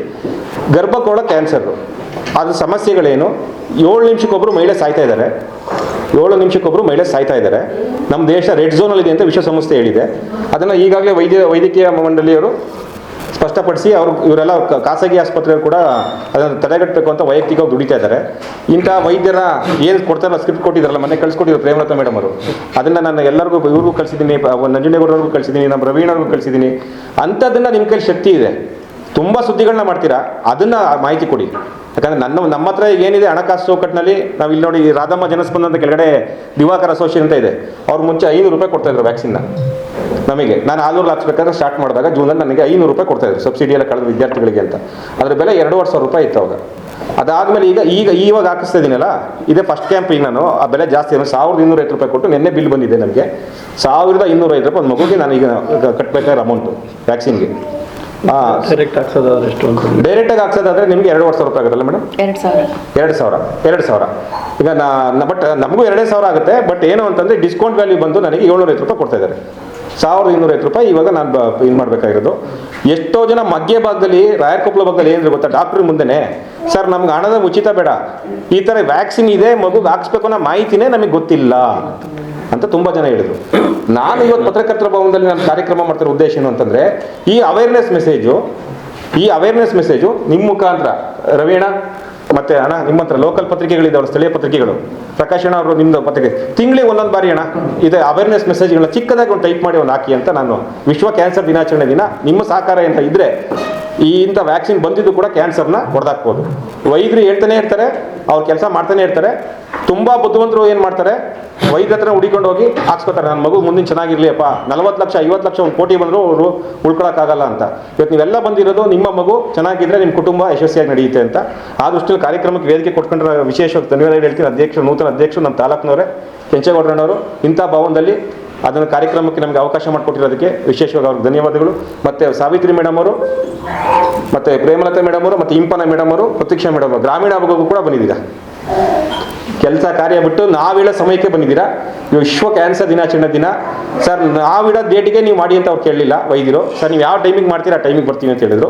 ನಿಮಗೂ ಕೂಡ ಇಬ್ಬರಿಗೂ ಕೂಡ ಎಲ್ಲ ತಂಡ ಧರಿಸ್ತಾ ಈ ಕಾರ್ಯಕ್ರಮ ನಿಜವಾಗ್ಲೂ ಯಶಸ್ಸಾಗಬೇಕು ಅಂದರೆ ಅಂತಿಮವಾಗಿ ಸರ್ ಹೇಳಿದ್ದೇನೆ, ಇದು 3ನೇ ಬಾರಿ ಹೇಳ್ತಿದ್ದೀನಿ. ಪತ್ರಕರ್ತರ ಹತ್ರ ನಾನು ಮೊನ್ನೆ ಒಂದು ಪ್ರೆಸ್ ಮೀಟ್ ಮಾಡಿ ಹೋಗಿದ್ದೆ. ಮುಖ್ಯಮಂತ್ರಿಗಳು ಈ ಸಂದರ್ಭದಲ್ಲಿ ಡಾಕ್ಟರ್ ಸಾವಿತ್ರಿ, ಪತ್ರಕರ್ತರ ಸಂಘದ ಮಾಜಿ ಜಿಲ್ಲಾಧ್ಯಕ್ಷ ರವಿ ನಾಕಲಗೂಡು, ಸರ್ಕಾರಿ ಪ್ರಾಥಮಿಕ ಶಾಲಾ ಶಿಕ್ಷಕರ ಸಂಘದ ಅಧ್ಯಕ್ಷೆ ಚೈತ್ರ ನಾಯಕರಹಳ್ಳಿ, ಪತ್ರಕರ್ತರ ಸಂಘದ ಪದಾಧಿಕಾರಿಗಳು ಹಾಜರಿದ್ದರು. ಪಟ್ಟಣದ ಒಳಚರಂಡಿ ನಿರ್ಮಾಣ ಕಾಮಗಾರಿಗೆ ಪ್ರಸ್ತಾವನೆ ಸಲ್ಲಿಸಿದ್ದು ಮುಂದಿನ ಆರ್ಥಿಕ ವರ್ಷದಲ್ಲಿ ಅನುದಾನ ನೀಡಬೇಕೆಂದು ವಿಧಾನಸಭೆಯಲ್ಲಿ ಒತ್ತಾಯಿಸಲಾಗಿದೆ ಎಂದು ಶಾಸಕ ಸಿಎನ್ ಬಾಲಕೃಷ್ಣ ತಿಳಿಸಿದರು. ಪಟ್ಟಣದ ಅಂಬಿಕಾ ನಗರದಲ್ಲಿ ಸಿಸಿ ರಸ್ತೆ ಕಾಮಗಾರಿಗೆ ಹಾಗೂ 38 ಲಕ್ಷ ರು ವೆಚ್ಚದಲ್ಲಿ ನದಿ ನೀರಿನ ಸಂಪರ್ಕ ಕಲ್ಪಿಸುವ ಕಾಮಗಾರಿಗೆ ಭೂಮಿ ಪೂಜೆ ನೆರವೇರಿಸಿ ಅವರು ಮಾತನಾಡಿ, ಪಟ್ಟಣದ ವಸತಿ ಪ್ರದೇಶ ದಿನದಿಂದ ದಿನಕ್ಕೆ ವಿಸ್ತಾರವಾಗಿ ಬೆಳೆಯುತ್ತಿದ್ದು, ಪಟ್ಟಣದ ಸ್ವಚ್ಛತೆ ಉದ್ದೇಶದಿಂದ ಒಳಚರಂಡಿ ನಿರ್ಮಾಣ ಕಾಮಗಾರಿಗೆ 117 ಕೋಟಿ ರುಗೆ ಪ್ರಸ್ತಾವನೆ ಸಲ್ಲಿಸಿದ್ದು, ಕಳೆದ ವಿಧಾನಸಭಾ ಅಧಿವೇಶನದಲ್ಲಿ ಸಚಿವರನ್ನು ಪ್ರಶ್ನಿಸಿ ಅನುದಾನಕ್ಕೆ ಒತ್ತಾಯಿಸಲಾಗಿದೆ ಎಂದರು. ಮುಂದಿನ ಆರ್ಥಿಕ ವರ್ಷದಲ್ಲಿ ಅಂಬಿಕಾ ನಗರದ ಶ್ರೀರಾಮ ಮಂದಿರದ ಅಭಿವೃದ್ಧಿಗೆ 2.5 ಲಕ್ಷ ಅನುದಾನ ನೀಡಲಾಗುವುದು. ಗುರುಭವದಿಂದ ಅಂಬಿಕಾ ನಗರಕ್ಕೆ 100 ಮೀಟರ್ ಚರಂಡಿ ನಿರ್ಮಾಣಕ್ಕೆ ಕ್ರಮ ವಹಿಸಿದ್ದು, 2ನೇ ಹಂತದಲ್ಲಿ ಉಳಿಕೆ ಚರಂಡಿ ಕಾಮಗಾರಿಯನ್ನು ಪೂರ್ಣಗೊಳಿಸಲಾಗುವುದು. 1ನೇ ವಾರ್ಡಿನಲ್ಲಿ ಶುದ್ಧ ಕುಡಿಯುವ ನೀರಿನ ಘಟಕ, ನದಿ ನೀರು, ಬೀದಿ ದೀಪ, ಚರಂಡಿ ವ್ಯವಸ್ಥೆ, ರಸ್ತೆ ಕಾಮಗಾರಿ ಸೇರಿದಂತೆ ಮೂಲಭೂತ ಸೌಕರ್ಯಕ್ಕೆ ಆದ್ಯತೆ ನೀಡಿ ಬಡಾವಣೆಯ ಮಕ್ಕಳಿಗೆ ಶಿಕ್ಷಣ ನೀಡಲು ಪ್ರಾಥಮಿಕ ಹಂತದಿಂದ ಪ್ರೌಢಶಾಲೆಯವರೆಗೆ ಶಾಲೆ ನಿರ್ಮಾಣ ಮಾಡಲಾಗಿದೆ. ವಸತಿ ಪ್ರದೇಶ ವಿಸ್ತಾರವಾಗಿ ಬೆಳೆಯುತ್ತಿದ್ದು ಅನುದಾನದ ಲಭ್ಯತೆ ಮೇರೆಗೆ ಹಂತ ಹಂತವಾಗಿ ಅಭಿವೃದ್ಧಿ ಕಾರ್ಯಕ್ರಮಗಳನ್ನು ಕೈಗೊಳ್ಳಲಾಗುವುದು. ಪಟ್ಟಣದಲ್ಲಿ ಹೆಚ್ಚು ಅಪಘಾತಗಳು ಸಂಭವಿಸುತ್ತಿದ್ದ ಸಲುವಾಗಿ ಬ್ಲಾಕ್ ಸ್ಪಾಟ್ಗಳನ್ನು ಗುರುತಿಸಿ ಕೆಶಿಪ್ ಯೋಜನೆಯಡಿ ಅಪಘಾತಗಳನ್ನು ತಡೆಯುವ ನಿಟ್ಟಿನಲ್ಲಿ ವೈಜ್ಞಾನಿಕ ರಸ್ತೆಯನ್ನು ಅಭಿವೃದ್ಧಿಪಡಿಸುತ್ತಿದ್ದು ಗುರುಭವನದಿಂದ ನವೋದಯ ವೃತ್ತದವರೆಗೆ ಕಾಮಗಾರಿ ಪ್ರಗತಿಯಲ್ಲಿದೆ. ರಸ್ತೆ ವಿಭಜಕ ಹಾಗೂ ವೃತ್ತಗಳು ಅಗಲವಾಗಿ ನಿರ್ಮಾಣಗೊಂಡ ಬಗ್ಗೆ ದೂರುಗಳು ಬಂದ ಹಿನ್ನೆಲೆಯಲ್ಲಿ ಸಂಬಂಧಪಟ್ಟ ಇಲಾಖೆಯ ಮುಖ್ಯ ಕಾರ್ಯಪಾಲಕ ಅಭಿಯಂತರರನ್ನು ಕಾಮಗಾರಿ ಪರಿಶೀಲನೆಗೆ ಸೂಚಿಸಲಾಗಿದ್ದು ವೈಜ್ಞಾನಿಕವಾಗಿ ರಸ್ತೆ ನಿರ್ಮಾಣ ಮಾಡಿ ಅಪಘಾತಗಳನ್ನು ತಡೆಗಟ್ಟುವ ನಿಟ್ಟಿನಲ್ಲಿ ಕ್ರಮ ಕೈಗೊಳ್ಳಲಾಗುವುದು ಎಂದು ಹೇಳಿದರು. KV ಲೈನ್ ಪಾಸ್ ಆಗ್ತಿತ್ತು, ಅದನ್ನು ಕೂಡ ತೆರವುಗೊಳಿಸುವಂಥ ಕೆಲಸನ ಮಾಡಿಕೊಟ್ಟಿದ್ದೇವೆ. ಅದೇ ರೀತಿಯಲ್ಲಿ ಅವತ್ತು ಕೂಡ ಏನು ನಾವು BGS ರಸ್ತೆನ ಪೂಜೆ ಮಾಡುವಂಥ ಸಂದರ್ಭದಲ್ಲಿ ನಿಮ್ಗೆ ಆಶ್ವಾಸನೆ ನೀಡಿದ್ದೆ. 600 ಮೀಟರ್ ರಸ್ತೆನ ಮಾಡಿಸ್ಕೊಡ್ತೀನಿ ಅಂತ ಪೂಜೆ ಆಗಿದೆ. ಅದು ಸುಸೂತ್ರವಾಗುತ್ತೆ. ಗುರುಭವನದಿಂದ ಒಂದು 100 ಮೀಟ್ರು ಡ್ರೈನೇಜ್ ಸ್ಯಾಂಕ್ಷನ್ ಮಾಡಿಸಿದ್ದೀನಿ ಅದರೊಳಗಡೆ.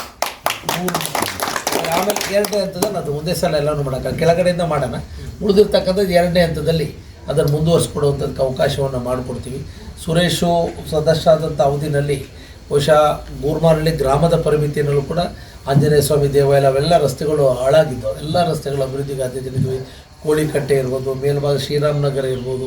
ನಿಮ್ಮ ಶ್ರೀರಾಮನಗರದಲ್ಲಿ ಎಲ್ಲ ಬಡವರ ಮಕ್ಕಳಿಗೆ ಉಚಿತ ಶಿಕ್ಷಣ ನೀಡುವ ನಿಟ್ಟಿನಲ್ಲಿ ಇವತ್ತು ಪ್ರೈಮರಿ ಸ್ಕೂಲು, ಹೈಸ್ಕೂಲ್ ಕಟ್ಟಡಗಳು ಇವೆಲ್ಲರೂ ಕೂಡ ಮಾಡಿಕೊಡುವಂಥದ್ದಕ್ಕೆ ಆದ್ಯತೆಯನ್ನು ನೀಡಿದ್ದೇವೆ. ಶ್ರೀರಾಮ ಮಂದಿರಕ್ಕೂ ಕೂಡ ಹಿಂದೆನೂ ಕೂಡ ಸಹಾಯ ಮಾಡಿದ್ವಿ.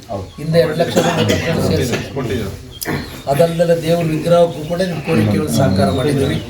ಏಪ್ರಿಲ್ ತಿಂಗಳಲ್ಲಿ ಒಂದು 2.5 ಲಕ್ಷ ರೂಪಾಯಿನ ಅನುದಾನನೂ ಕೂಡ ಕಾಂಪೌಂಡ್ ಅಚ್ಚುಕಟ್ಟಾಗಿ ಅದನ್ನು ಮಾಡ್ಕೊಳ್ಳಿ ಅಂತಕ್ಕಂಥದ್ದನ್ನು ಕೂಡ ಹೇಳಿ ಶ್ರೀರಾಮ ಮಂದಿರದ ಪಕ್ಕದಲ್ಲೊಂದು ಕಂಬನ ಪಕ್ಕಕ್ಕೆ ಜರುಗಿಸ್ಬೇಕು ಅಂತ ಹೇಳಿ ಸೂಚನೆ ಕೊಟ್ಟಿದ್ದೀನಿ. ಅದು ಕೂಡ ಮಾಡೋಣ.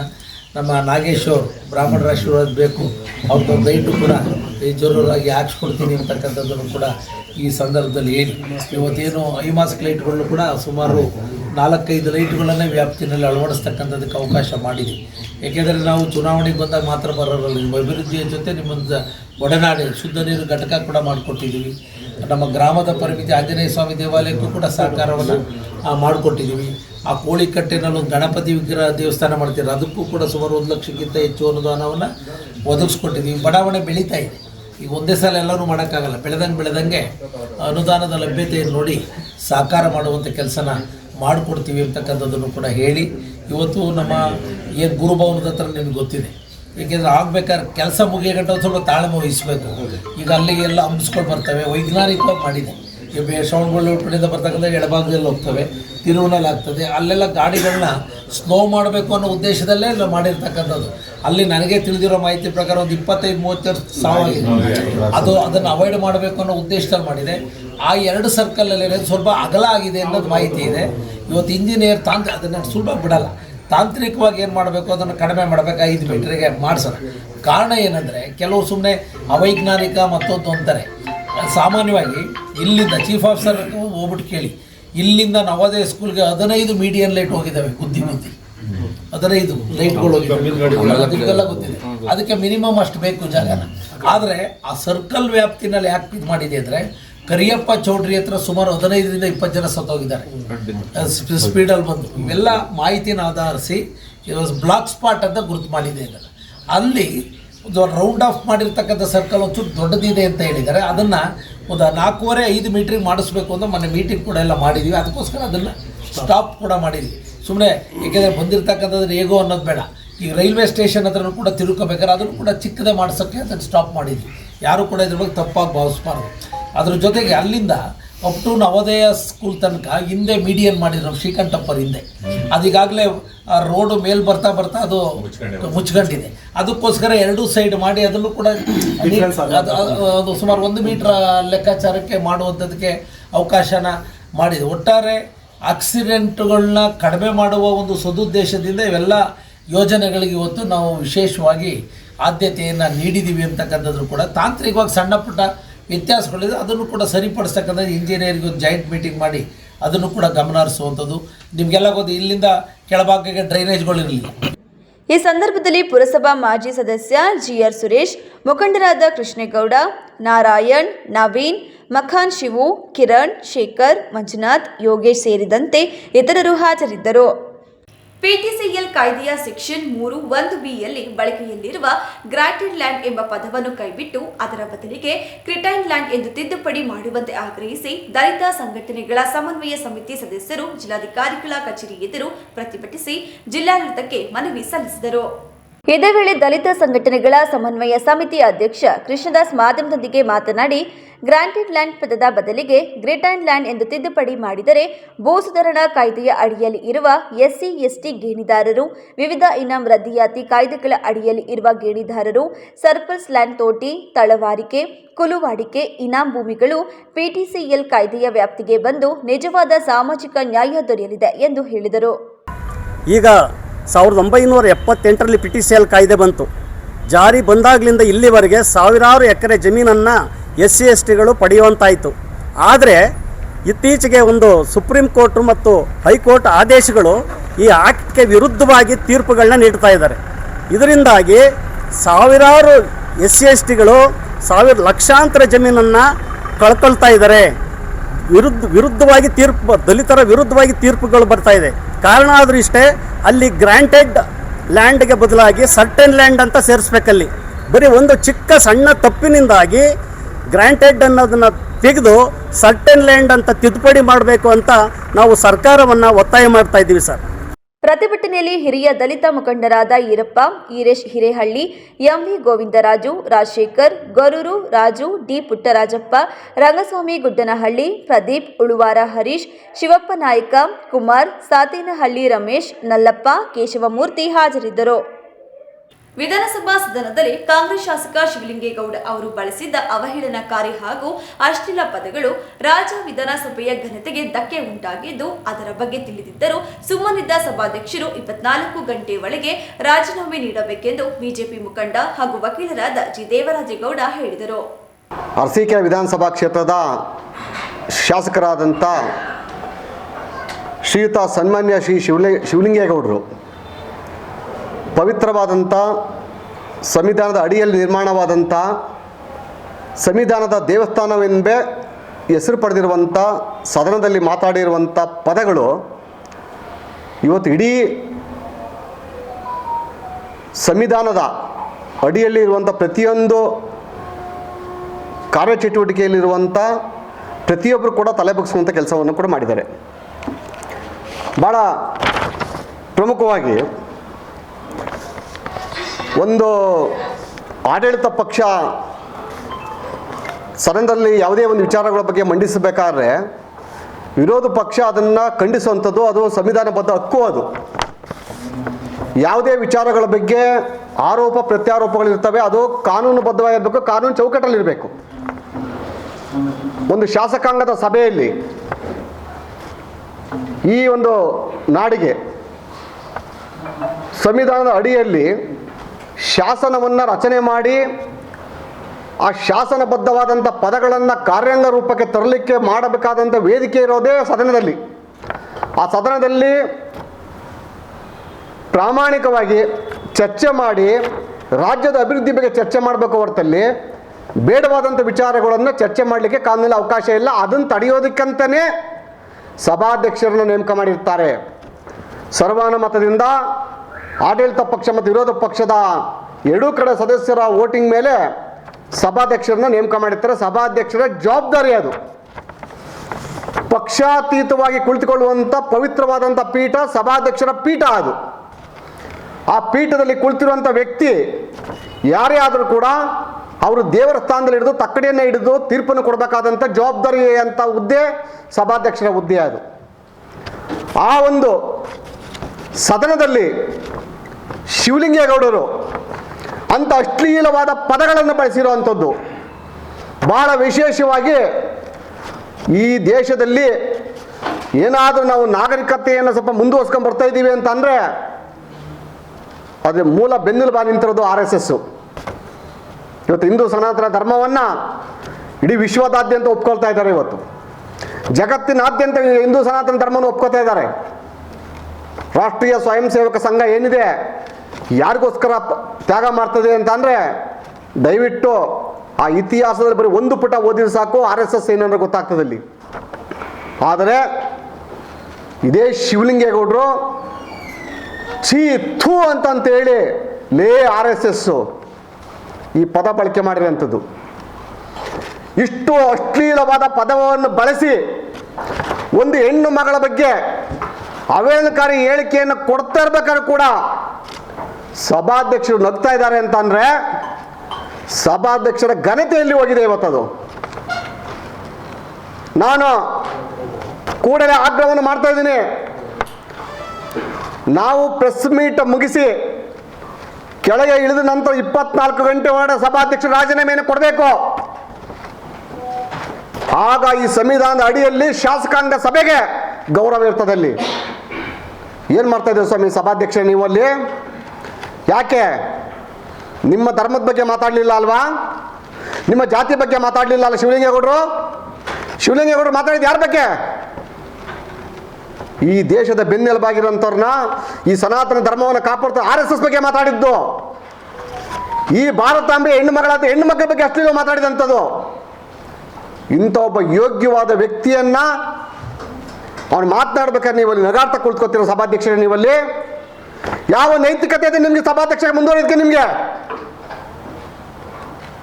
ನಾವು ಮೌಲ್ಯಗಳ ಬಗ್ಗೆ ಮಾತಾಡಿದ್ರಾ?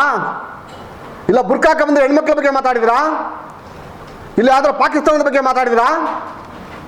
ಯಾರು ಆ ಒಂದು ಪದ ಉಪಯೋಗಿಸ್ತೀರಿ ನೀವಲ್ಲಿ, ಅವತ್ತೇ ಹೊರಗಡೆ ಬಿಸಾಕ್ತಾ ಇದ್ರಿ ನೀವಲ್ಲಿ. CT ರವಿ ಬೆಳಗಾಂ ಅಧಿವೇಶನದಲ್ಲಿ ಏನೋ ಮಾಡಿರೋ ಅಂತ ಹೇಳಿ ಸ್ಪಷ್ಟೀಕರಣ ಸಿಗಲೇ ಇಲ್ಲ. ಯಾರ ಮೇಲೆ FIR ಮಾಡಿದ್ರಿ ನೀವಲ್ಲಿ? ಕಂಪ್ಲೇಂಟರ್ಸ್ ಯಾರು? ಸೋಮೋಟ ಅಡಿಯಲ್ಲಿ ಸರ್ಕಾರ FIR ಮಾಡ್ಕೊತದಲ್ಲಿ CT ರವಿನ ರಾತ್ರೋರಾತ್ರಿ ಬಂಧನ ಮಾಡೋಂಥ ಕೆಲಸವನ್ನು ಮಾಡ್ತೀವಿ ನೀವಲ್ಲಿ. ಶಿವಲಿಂಗವನ್ನು ಯಾಕೆ ಮಾಡಿಲ್ಲ? ಏನಾಗಿದೆ ಇವತ್ತು ನಿಮ್ಮ ಏಕತೆಗೆ? ಇವತ್ತು ಕಾಂಗ್ರೆಸ್ ಪಕ್ಷ ಅಂತ, ನಾನು ಕೂಡ ಕಾಂಗ್ರೆಸ್ ಪಕ್ಷ ಇದು ಬಂದಂಥ ವ್ಯಕ್ತಿ, ಗುಂಡೂರಾವ್ ಅಂತವ್ರನ್ನ, ದೇವರಾಜ ಅರಸು ಅಂತವ್ರನ್ನ, SM ಕೃಷ್ಣ ಅಂತ ಮಹಾನ್ ನಾಯಕರು ಕೊಟ್ಟಂಥ ಕಾಂಗ್ರೆಸ್ ಪಕ್ಷ ಅದು. ಎಲ್ಲಿ ಹೋಯ್ತು ನಿಮ್ಮ ಕಾಂಗ್ರೆಸ್ ಪಕ್ಷ ತತ್ವ ಸಿದ್ಧಾಂತ? ಇವತ್ತು ಎಲ್ಲಿಂದಲೋ ಬಂದಂಥ ಒಬ್ಬ ವ್ಯಕ್ತಿ ಒಬ್ಬ ಹೆಣ್ಣು ಮಗಳ ಮಾನ ಹರಾಜಾಗ್ತಾ ಕುಂತವನೆ, ಒಂದು ಧರ್ಮವನ್ನು ಹರಾಜಾಗ್ತಾ ಕುಂತವನೆ. ಇಡೀ ದೇಶದ ಸಂವಿಧಾನದ ದೇವಸ್ಥಾನವಾದಂಥ ಇವತ್ತು ಸದನದಲ್ಲಿ ಇವತ್ತು ಅಂತ ಅಷ್ಟಿರೋ ಪದ ಉಪಯೋಗಿಸಿ ಕೂಡ ನೀವು ಅಲ್ಲಿ ಕೇಕೆ ಹಾಕ್ತೀರಾ ಅಂತಂದ್ರೆ ನಿಮಗೆ ಯಾವ ನೈತಿಕತೆ ಇದೆ? ಯಾವ ಮೌಲ್ಯ ಇದೆ ನಿಮಗೆ ಅಲ್ಲಿ? ಬಹಳ ನೋವಿನ ಸಂಗತಿ ಇದು. ಮನೆ ಶಿವಲಿಂಗೇಗೌಡ್ರೆ, ಇದು ಸದನದಲ್ಲಿ ನಡೆದಂಥ ವಿಚಾರಕ್ಕೆ ಎಚ್ಚರಿಕೆಯನ್ನು ಕೊಡ್ತಾ ಇದ್ದೀನಿ ನಾನು ನಿಮಗೆ. ನಿಮ್ಮ ಹಣೆ ಬರವನ್ನ 10 ನಿಮಿಷ ಎಳೆಯಾಗಿ ಬಿಚ್ಚಿರ್ತೀನಿ. ಈಗ ನೀವು ಯಾರು? ನಿಮ್ಮ ಥರ ನಾನು ಅಯೋಗ್ಯ, ಲೋಫರು, ಲಫಂಗ, ಇಡಿಯಟ್ಟು, ಬೇರೆ ಬೇರೆ ಪದ ಬಳಸಿದ್ರಲ್ಲ, ಆ ಪದ ಬಳಸಲ್ಲ. ಈ ದಾಖಲೆ ಬಿಡುಗಡೆ ಮಾಡಿದ ಮೇಲೆ ನೀವು ಯಾವ ಪದಕ್ಕೆ ಸೂಕ್ಷ್ಮವಾಗಿ ನೀವು ಸೂಕ್ತವಾಗ್ತೀರ ಅಂತ ಗೊತ್ತಾಗ್ತಾರೆ ಶಿವಲಿಂಗೇಗೌಡ್ರೆ. ನಿಮ್ಮ ರಾಶಿಗೆ ನಾನು ಎಂಟ್ರಿ ಆಗಿದ್ದೀನಿ ಇನ್ಮೇಲೆ. ರೇವಣ್ಣಂಗೆ ಕೆದಕಿದ್ದ ನಿಮ್ಮ ರಾಶಿಗೆ ಶನಿ ಪರಮಾತ್ಮ ಎಂಟ್ರಿ ಆಗಿ ಆಯ್ತು. ನನ್ನ 2ನೇ ಹೆಸರೇ ಶನಿ ಪರಮಾತ್ಮ ಅಂತ. ಇಡೀ ನಿಮ್ಮ ಜಾತಕವನ್ನ ಎಳೆಯಾಗಿ ಬಿಚ್ಚಿರ್ತೀನಿ ಶಿವಲಿಂಗೇಗೌಡ. ಗೌಡ್ರಿ ಅನ್ನೋ ಪದಕ್ಕೆ ಅರ್ಥ ಇಲ್ಲ ನಿಮಗೆ. ಮಿಸ್ಟರ್ ಶಿವಲಿಂಗೇಗೌಡ, ಒಂದೊಂದೇ ದಾಖಲೆಯನ್ನು ಬಿಡುಗಡೆ ಮಾಡ್ತೀನಿ ನಾನೀಗ. ಯಾವ ಯೋಗ್ಯವಾದ ನೈತಿಕತೆ ಇದೆ ನಿನಗೆ ಮಾತಾಡೋ ಸದನದಲ್ಲಿ? ಹಿಂಗೆ ಏನು ಮಾಡಿದ್ದೆ ನೀನು? ನಿನ್ನ ಯೋಗ್ಯತೆ ನೀನು ಭಾರತೀಯ ಜನತಾ ಪಕ್ಷ ಅಧಿಕಾರದಲ್ಲಿದ್ದಾಗ, ಜಿಲ್ಲಾ ಉಸ್ತುವಾರಿ ಸಚಿವರು ಗೋಪಾಲಯ್ಯ ಇದ್ದಾಗ ಯಾರ ಕಾಲು ಬಂದಿಡ್ದೆ ನೀನು? ಯಾರ ಕಾಲು ಬಂದಿಡ್ದೆ? ಗೋಪಾಲಯ್ಯ ಚೇಂಬರಲ್ಲಿ.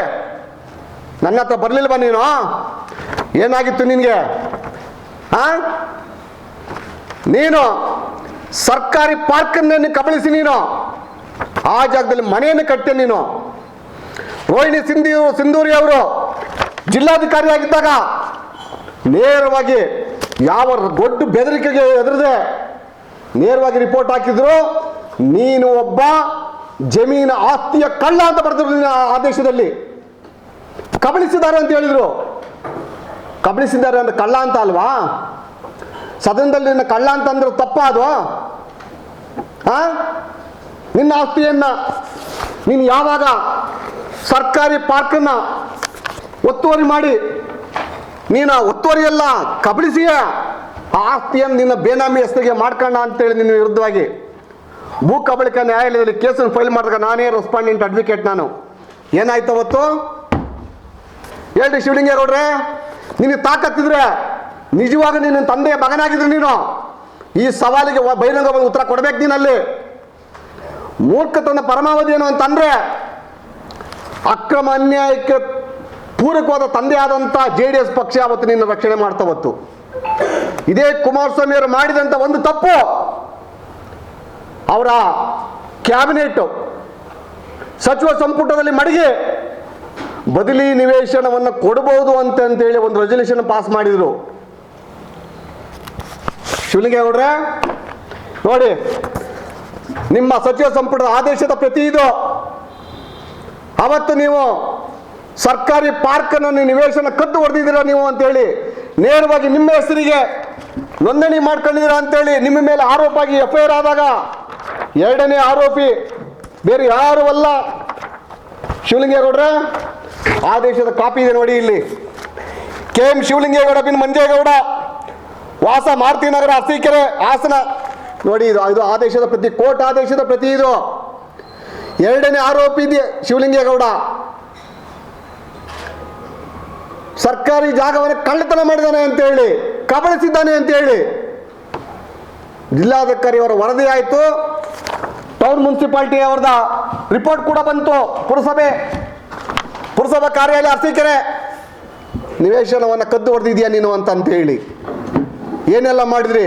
ನಿಮ್ಮ ಹುಡುಗಿಗೆ ಒಂದೇ ಒಂದು ಜಾಗ ಇದ್ದಿದ್ದು ಅವತ್ತು, ಯಾವ್ದು ಹೇಳಿ, ಕ್ಯಾಬಿನೆಟ್ಟಿಂದ ಕೈ ಬಿಡುವಂಥ ವಿಚಾರ ಅವತ್ತಲ್ಲಿ.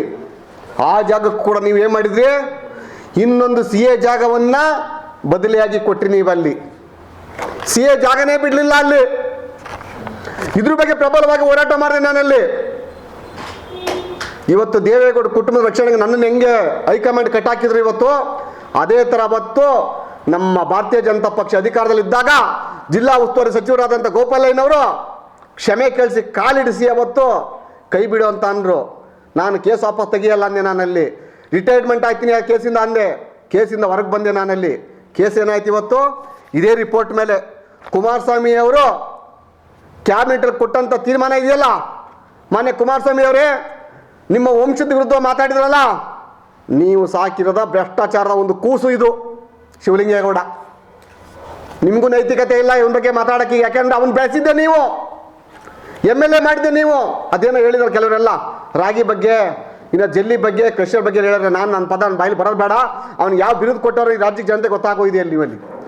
ಇಂಥ ಒಬ್ಬ ಯೋಗ್ಯವಾದ ರಾಜಕಾರಣಿ ಇವತ್ತು ಸದನದಲ್ಲಿ ನಮ್ಮ ಭಾರತೀಯ ಜನತಾ ಪಕ್ಷದ ಸದಸ್ಯರ ಬಗ್ಗೆ, ಭಾರತೀಯ ಜನತಾ ಪಕ್ಷದ ಬಗ್ಗೆ, RSS ಬಗ್ಗೆ ಮಾತಾಡ್ತೀಯ ಅಂತಂದರೆ ನಿನ್ಗೆ ಯಾವ ನೈತಿಕತೆ ಇದೆ, ಯಾವ ನೈತಿಕ ಮೌಲ್ಯ ಇದೆ ನಿಂಗೆ ಅಲ್ಲಿ?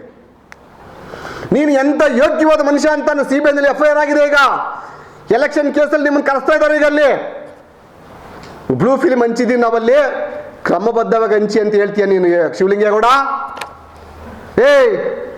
ನಿನಗೆ ಹೆಂಡತಿ ಇಲ್ವಾ? ನಿನ್ನ ಹೆಣ್ಮಕ್ಳಿಲ್ವಾ? ನಿನಗೆ ನಿನ್ನ ಅಕ್ಕ ತಂಗಿಯರು ಯಾರು ಇಲ್ವಾ? ಈ ಜಿಲ್ಲೆಯಲ್ಲಿ ಬ್ಲೂ ಫಿಲ್ಮ್ ಹಂಚಿದ್ದು ಯಾರು ಅಂತ ನೀನೇ ಬಾಯ್ಬಿಟ್ಟು ಹೇಳಿದೆಯಲ್ಲ. MP ಚುನಾವಣೆಯಲ್ಲಿ ಬ್ಲೂ ಫಿಲ್ಮ್ ಹಂಚಿದ್ದೀವಿ ನಾವು, ಕರೆಕ್ಟಾಗಿ ಕ್ರಮಬದ್ಧವಾಗಿ ಹಂಚಿ ಅಂತ ಹೇಳ್ತೀಯಲ್ಲ. ನೀನು ಒಬ್ಬ ಯೋಗ್ಯವಾದ ರಾಜಕಾರಣಿನ ನೀನು? 50 ಕೋಟಿ ದುಡ್ಡನ್ನ ಹಂಚಬೇಕು ನೀವಲ್ಲಿ. 500 ರೂಪಾಯಿ ಹಂಚಬಾರ್ದು, ಓಟಿಗೆ 500 ರೂಪಾಯಿ ಕೊಡಬೇಕು, ಮನೆಗೆ 500 ರೂಪಾಯಿ ಕೊಡಬಾರ್ದು ಅಂತ ಹೇಳ್ತೀಯಲ್ಲ ನೀನಲ್ಲಿ. ಯಾರೇ ಮಾತಾಡಿರೋದು ಇದನ್ನ? ಶಿವಲಿಂಗೇಗೌಡ, ಬಂದು ನೇರವಾಗಿ ನೀನಲ್ಲಿ ನಿನ್ನ ತಾಕತ್ತಿನ ಗುಂಡಿಗೆ ವಿಧಾನಸೌಧ ಬರ್ತೀನಿ ನಾನು ಇವತ್ತು ಬೇಕಾರೆ. ಬಾ ಎದುರುಗಡೆ ಬಾ, ಚರ್ಚೆ ಬಾ ನೀನಲ್ಲಿ. ನೀನು ಒಬ್ಬ ಯೋಗ್ಯವಾದ ರಾಜಕಾರಣಿ ಆಗಿದ್ರು ನಿನ್ನಲ್ಲಿ. ನೀನು ದುಡ್ಡು ಹಂಚಿಲ್ಲ ನಾನಲ್ಲಿ, ಹೆಣ್ಮಕ್ಳು ಬ್ಲೂ ಫಿಲ್ಮ್ ಹಂಚಿಲ್ಲ, ಸರ್ಕಾರಿ ಜಾಗ ಹೊಡೆದಿಲ್ಲ ನಾನಲ್ಲಿ, ಜಲ್ಲಿ ಕ್ರಷರಲ್ಲಿ ಪಾರ್ಟ್ನರ್ ಆಗಿಲ್ಲ ನಾನು, ಸರ್ಕಾರಿ ರಸ್ತೆಯಲ್ಲಿ ನಾನು ಪಾಲ್ ತಗೊಂಡಿಲ್ಲ ಅಂತ ಹೇಳೋ ನೀನು. ಆಗ ಒಪ್ಪತ್ತೀನಿ ನಿನಗೆ, ನೀನು MLA ನಿನ್ನ ಯೋಗ್ಯತೆಗೆ. ನಿನ್ನ ಯೋಗ್ಯತೆ ಏನು ಅಂತೇಳಿ ಈ ರಾಜ್ಯ ಜನತೆ ಗೊತ್ತಿದೆ. ಇಲ್ಲಿ 2022 SP ಜೂನ್ ತಿಂಗಳಲ್ಲಿ ನೀನು ಅಧಿಕಾರಕ್ಕೆ ಬಂದಿದ್ದ MLA ಆಗಿದ್ದಲ್ಲ ನೀನು. ಊಟ ಕಮಿಷನ್ 3 ಕೋಟಿ ರೂಪಾಯಿ ಲಂಚವ ತಗೊಂಡಿದ್ಯಾ ನೀನು. ರೆಕಾರ್ಡ್ ಆಗಲಿ ಇದು. 3 ಕೋಟಿ ರೂಪಾಯಿನ ಲಂಚವಾಗಿ ನೀನು 3 ಕೋಟಿಗೂ ಅಧಿಕವಾಗಿ ನಿನ್ನ ವರ್ಗಾವಣೆ ಮಾಡಿಸ್ಕೊಡ್ತೀನಿ ಅಂತ ಹೇಳಿ ಮಾಡಿಸ್ಕೊಡ್ಲಿಲ್ಲ. ತಿರುಗಿ ಬಿದ್ದಾಗ ಏನಂತ ಹೇಳ್ತೀಯ ನೀನು? ನಿಮ್ಮ ಅಪ್ಪ ಮನೆ ದುಡ್ಡು ಕೊಟ್ಟಿಲ್ಲ, ದುಡ್ಡು ಹೊಡೆದಿದ್ಯಾ, ಕೊಟ್ಟಿದ್ಯಾ ನೀನು. ತನಿಖೆ ಆಗಲಿಬೇಕಾದ್ರೆ ಈ ಮಾತು ನಾನಲ್ಲಿ, ಯಾವ ತನಿಖಾ ಸಂಸ್ಥೆ ತನಿಖೆ ಬರಲಿ ಬೇಕಾದ್ರೆ ನೀನು ಲಂಚ ಇಸ್ಕೊಂಡಿಲ್ಲ ಅಂತ ಹೇಳಿ AEIEಯಿಂದ 1 ಕೋಟಿ ರೂಪಾಯಿ, ಮತ್ತೆ AEಗಳಿಗೆ JEಗಳಿಗೆ 10 ಲಕ್ಷ ರೂಪಾಯಿ, ಎಕ್ಸಿಕ್ಯೂಟಿವ್ ಇಂಜಿನಿಯರ್ಗೆ 50 ಲಕ್ಷ ರೂಪಾಯಿ ದುಡ್ಡನ್ನ ಆ ಟೈಮಲ್ಲಿ ಲಂಚ ತಗೊಂಡಿಲ್ಲ ಜೂನ್ ತಿಂಗಳಲ್ಲಿ. ದಾಖಲೆ ಬೇಕಾ? ಯಾವ ತನಿಖಾ ಸಂಸ್ಥೆ ಬರ್ತಾರೆ ಬರಲಿ ನನ್ನ ಮುಂದೆ ಅಲ್ಲಿ. ಇವನೊಬ್ಬ ಭ್ರಷ್ಟ, ದುಡ್ಡು ಇಸ್ಕೊಂಡ್ರೆ ನಾನು ಸಾಬೀತು ಪಡಿಸ್ತೀನಿ ಇವನಿಗೆ ಅಲ್ಲಿ. ಇಂಥ ಒಬ್ಬ ಯೋಗ್ಯವಾದ ರಾಜಕಾರಣಿಯನ್ನ ಅಯೋಗ್ಯ ಅಂತ ಹೇಳ್ಬೇಕು, ಯೋಗ್ಯ ಅಂತ ಹೇಳ್ಬೇಕು ಸದನದಲ್ಲಿ. ನೀನು ನಮ್ಮ ಪವಿತ್ರವಾದಂಥ RSS ಬಗ್ಗೆ ನೀನು ಮಾತಾಡ್ತೀಯ. ನೀನು ಒಬ್ಬ ಯೋಗ್ಯವಾದ ರಾಜಕಾರಣಿನ. ನೀನು ಏನು ಓದಿದ್ಯಾ ನೀನಲ್ಲಿ? ಭೂ ಕಬಳಿಕೆ ನ್ಯಾಯಾಲಯದಲ್ಲಿ ನಾನು ಲಾಯರ್ ಆಗಿದೆ ಅಂತ ಹೇಳಿದೆ. ಸ್ವಾಮಿ ನಾನು ಡಬಲ್ ಡಿಗ್ರಿ ಹೋಲ್ಡರ್. ನಮ್ಮ ಲಾಯರ್ ಎಲ್ಲ ಮೋಸ ಮಾಡ್ತಾರೆ ಸ್ವಾಮಿ, ನನಗೆ ಮಾತಾಡೋಕ್ಕೆ ಅವಕಾಶ ಕೊಡಿ ಅಂತ ಅಂದೆ. ನೀನು ಒಬ್ಬ ಡಬಲ್ ಡಿಗ್ರಿ ಗ್ರಾಜ್ಯುಯೇಟ್ ಆಗಿ ನೀನಲ್ಲಿ ಸದನದಲ್ಲಿ ಸಂವಿಧಾನವನ್ನು ಓದಿಲ್ವಾ? ನೀನು ಸದನದಲ್ಲಿ ಯಾವ ಥರ ನಡ್ಕೋಬೇಕಂತ ಗೌರವ ಇಲ್ಲ ನಿನಗೆ? ಕೆಲವು ಕೊಚ್ಚ ರಾಜಕಾರಣಿಗಳಿರ್ಬೋದು, ನಿಮಗೆ ಕ್ಷಮಿಸ್ಬೋದು, ನಾವು ನಿಮ್ಗೆ ಕ್ಷಮಿಸಲ್ಲ ಇನ್ನ. ಇದೇ ವೇಳೆ ಬಿಜೆಪಿ ಮುಖಂಡ ಮನೋಹರ್, ವಕೀಲರು ಉಪಸ್ಥಿತರಿದ್ದರು. ಲೋಕ ಕಲ್ಯಾಣ, ಮಳೆ, ಬೆಳೆ ಸಮೃದ್ಧಿ, ಜನಸಾಮಾನ್ಯರ ಸುಖ, ಶಾಂತಿ ಹಾಗೂ ನೆಮ್ಮದಿಗಾಗಿ ಫೆಬ್ರವರಿ 6ರ ಶುಕ್ರವಾರದಂದು ನಗರದ ಶ್ರೀ ಹಾಸನಾಂಬ ದೇವಾಲಯದಲ್ಲಿ ಸಾಮೂಹಿಕ 108ಕ್ಕೂ ಹೆಚ್ಚು ಶ್ರೀದೇವಿ ಪುರಾಣ ಪಠಣ, ಹೋಮ ಮತ್ತು ಧರ್ಮಸಭೆ ಕಾರ್ಯಕ್ರಮವನ್ನು ಆಯೋಜಿಸಲಾಗಿದೆ ಎಂದು ರಾಯಚೂರಿನ ಉಮ್ಮಡಿ ಹೊಸೂರು ಹಿರೇಮಠದ ಕೆಡಿಗಣ್ಣಯ್ಯ ಮಹಾಸ್ವಾಮಿಗಳು ತಿಳಿಸಿದರು. ಹಾಸನದ ಜಗತ್ಪ್ರಸಿದ್ಧ ಶ್ರೀ ಹಾಸನಾಂಬ ದೇವಸ್ಥಾನದಲ್ಲಿ 5ನೇ ವರ್ಷದ ಒಂದು ಅಂಗವಾಗಿ ಜಗನ್ಮಾತೆ ಶ್ರೀ ದೇವಿ ಪುರಾಣ ಪಠಣ ಕಾರ್ಯಕ್ರಮ 108 ಜನರಿಂದ ಏಕಕಾಲಕ್ಕೆ 18 ಅಧ್ಯಾಯಗಳನ್ನು ಪಠಣ ಕಾರ್ಯಕ್ರಮ ಹಮ್ಮಿಕೊಂಡಿದ್ದೇವೆ. ಈ ಹಿಂದೆ ರಾಯಚೂರು ಜಿಲ್ಲಾ ಸಿಂಧನೂರು ತಾಲೂಕಿನ ಸಿದ್ಧಪರ್ವತ ಶ್ರೀ ಅಂಬಾದೇವಿ ಸುಕ್ಷೇತ್ರದಲ್ಲಿ 4 ವರ್ಷ ಪರ್ಯಂತವಾಗಿ ಆ ಕಾರ್ಯಕ್ರಮ ಹಮ್ಮಿಕೊಂಡು ಬಂದಿದ್ದು, ಈ ವರ್ಷ ನಮ್ಮ ದೇವಿ ಉಪಾಸಕರು ಈ ಕಾರ್ಯಕ್ರಮವನ್ನು ಹಾಸನದ ಪವಿತ್ರವಾದ ಹಾಸನಾಂಬಾ ಸನ್ನಿಧಾನದಲ್ಲಿ 108 ಜನರಿಂದ ಏಕಕಾಲಕ್ಕೆ ಪುರಾಣ ಪಠಣ ಮಾಡಬೇಕಂತ ಒಂದು ಸಂಕಲ್ಪ ಮಾಡಿಕೊಂಡಿದ್ದು, ಆ ಸಂಕಲ್ಪಕ್ಕಾಗಿ ನಾವು ಈ ದಿವಸ ಇಲ್ಲಿ ಆಗಮಿಸಿದ್ದೇವೆ. ಪತ್ರಿಕಾಗೋಷ್ಠಿಯಲ್ಲಿ ಅಖಿಲ ಭಾರತ ವೀರಶೈವ ಲಿಂಗಾಯತ ಮಹಾಸಭಾದ ತಾಲೂಕು ಅಧ್ಯಕ್ಷ ಕಡ್ಡಾಯ ಶಿವಕುಮಾರ್, ಡಾಕ್ಟರ್ ಶಂಕರೇಗೌಡ, ಸಮಾಜ ಸೇವಕ ಕಾಂತರಾಜು ಇತರರು ಉಪಸ್ಥಿತರಿದ್ದರು. ಇದೀಗ ಜಾಹೀರಾತು.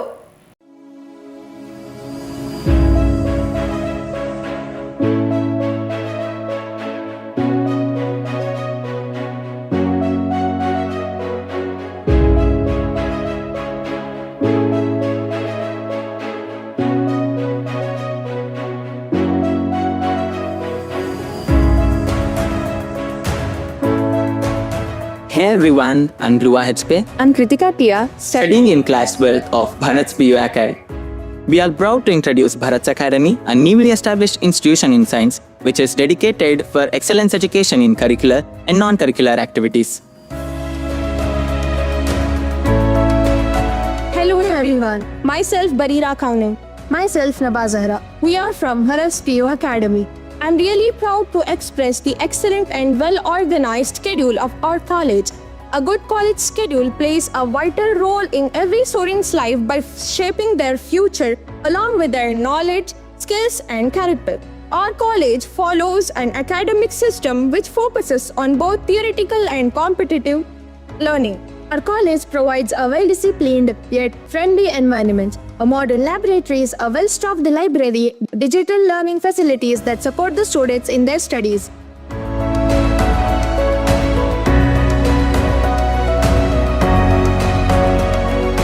The Bharat PU Academy is founded by Mr. Bharat VS and the secretary Mrs. Netra Bharat and the principal of this college Mr. Murli RM.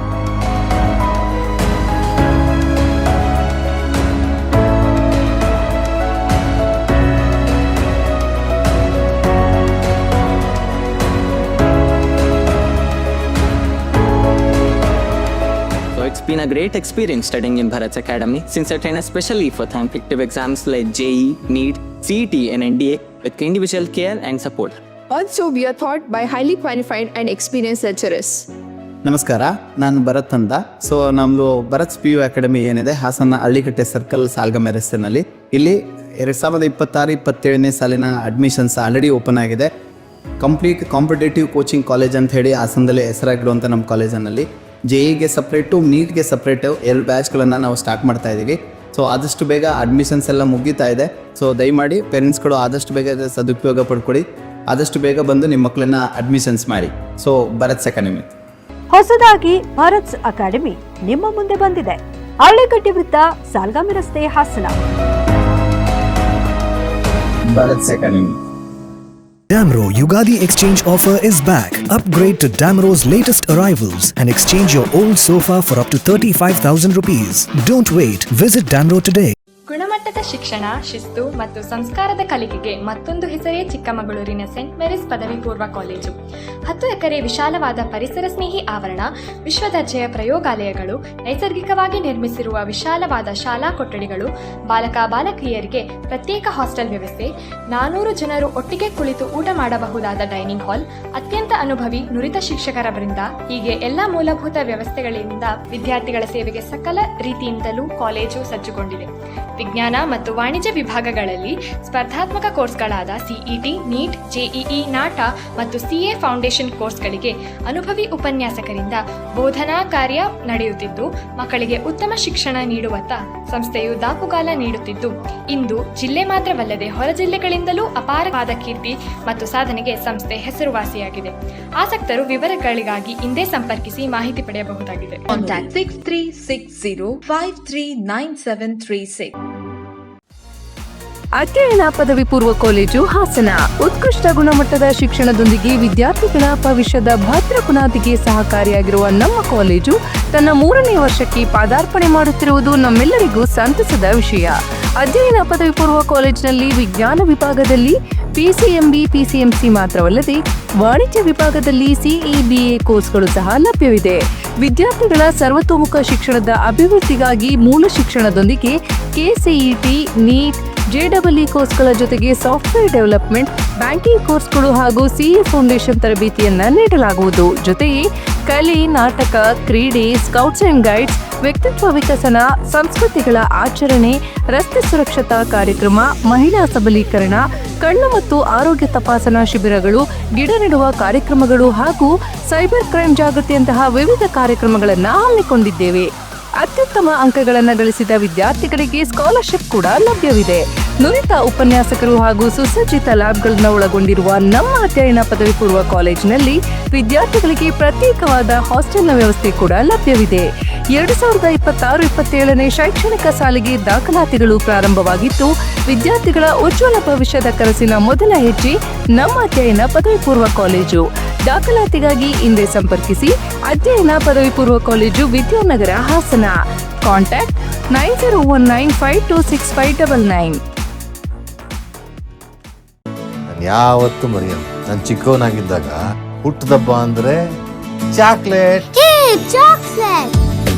ಜೊತೆಯಾಗಿದ್ದರೆ ಎಲ್ಲರೂ ಸಿಹಿಯಾದ ಸಂಭ್ರಮವು, ಖುಷಿ ಇದ್ದರೆ ಎಲ್ಲೆಲ್ಲೂ ಪ್ರತಿದಿನವೂ ಸಡಗರವು.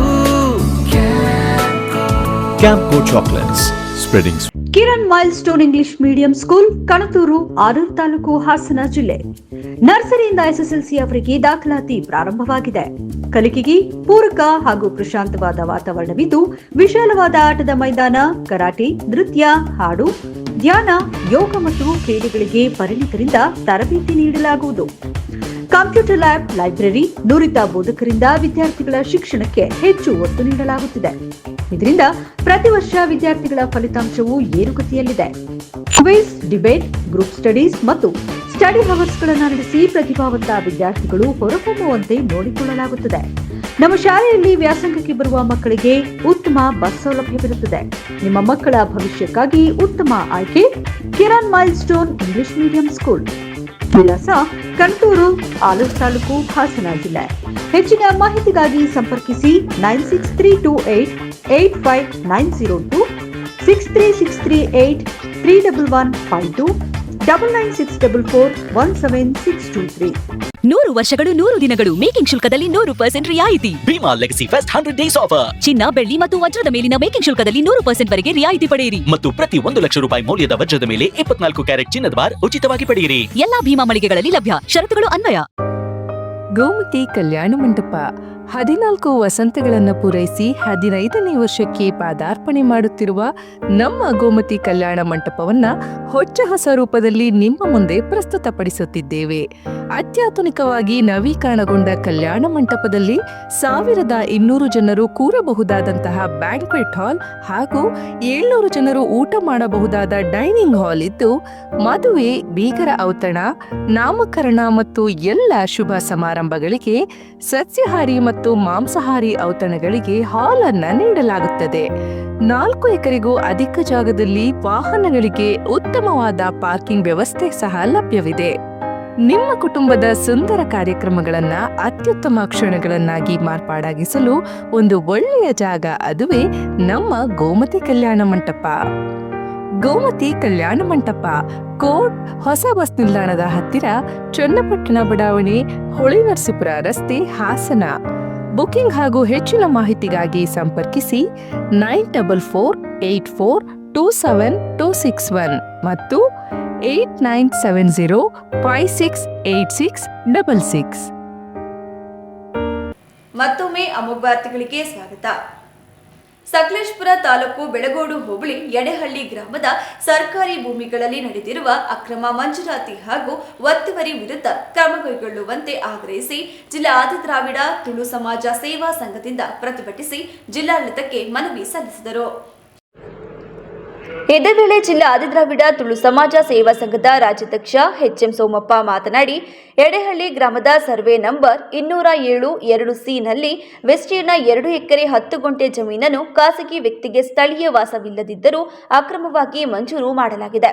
ಈ ಮಂಜೂರಾತಿಯನ್ನು ತಕ್ಷಣವೇ ರದ್ದುಪಡಿಸಬೇಕು. ಅದೇ ರೀತಿ ಯಡೇಹಳ್ಳಿ ಗ್ರಾಮದ ಸರ್ವೆ ನಂಬರ್ 214ರಲ್ಲಿ ಇರುವ 8 ಎಕರೆ 2 ಗುಂಟೆ ಸರ್ಕಾರಿ ಬೀಳಿನ ಭೂಮಿಯನ್ನು ಅಕ್ರಮ ಒತ್ತುವರಿದಾರರಿಂದ ತೆರವುಗೊಳಿಸಿ ಆದಿದ್ರಾವಿಡ ಸಮುದಾಯಕ್ಕೆ ಹಂಚಿಕೆ ಮಾಡಬೇಕು. ಜೊತೆಗೆ ವಸತಿ ರಹಿತರ ಮನೆ ನಿರ್ಮಾಣ ಹಾಗೂ ಸರ್ಕಾರದ ವಿವಿಧ ಅಭಿವೃದ್ಧಿ ಯೋಜನೆಗಳಿಗೆ ಬಳಸಬೇಕು. ಈ ಸಂಬಂಧವಾಗಿ ಈಗಾಗಲೇ ಸಕಲೇಶಪುರ ಉಪವಿಭಾಗಾಧಿಕಾರಿ, ತಹಸೀಲ್ದಾರ್ ಹಾಗೂ ಹಾಸನ ಜಿಲ್ಲಾಧಿಕಾರಿಗಳಿಗೆ ಲಿಖಿತ ಅರ್ಜಿಗಳನ್ನು ಸಲ್ಲಿಸಲಾಗಿದೆ.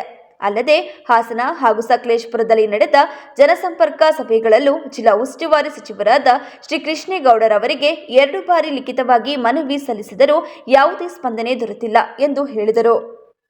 ಕಾರಣ ಅಂತ ಹೇಳಿದ್ರೆ, ನಾವು ಹಲವಾರು ವರ್ಷಗಳಿಂದ ನಾವು ಈ ಜಿಲ್ಲೆಯಲ್ಲಿ ಮೂಲ ನಿವಾಸಿಗಳಾಗಿ ಮತ್ತು ಯಾವುದೇ ಒಂದು ನಿವೇಶನ ಇಲ್ಲದೆ ಯಾರ್ಯಾರ ಮನೆಯಲ್ಲಿ ಗುಲಾಮರಾಗಿ ಜೀವನ ಮಾಡಿಕೊಂಡು ನಾವು ಈಗಾಗಲೇ 75 ವರ್ಷವನ್ನು ಕಳ್ಕೊಂಡಿದ್ದೀವಿ.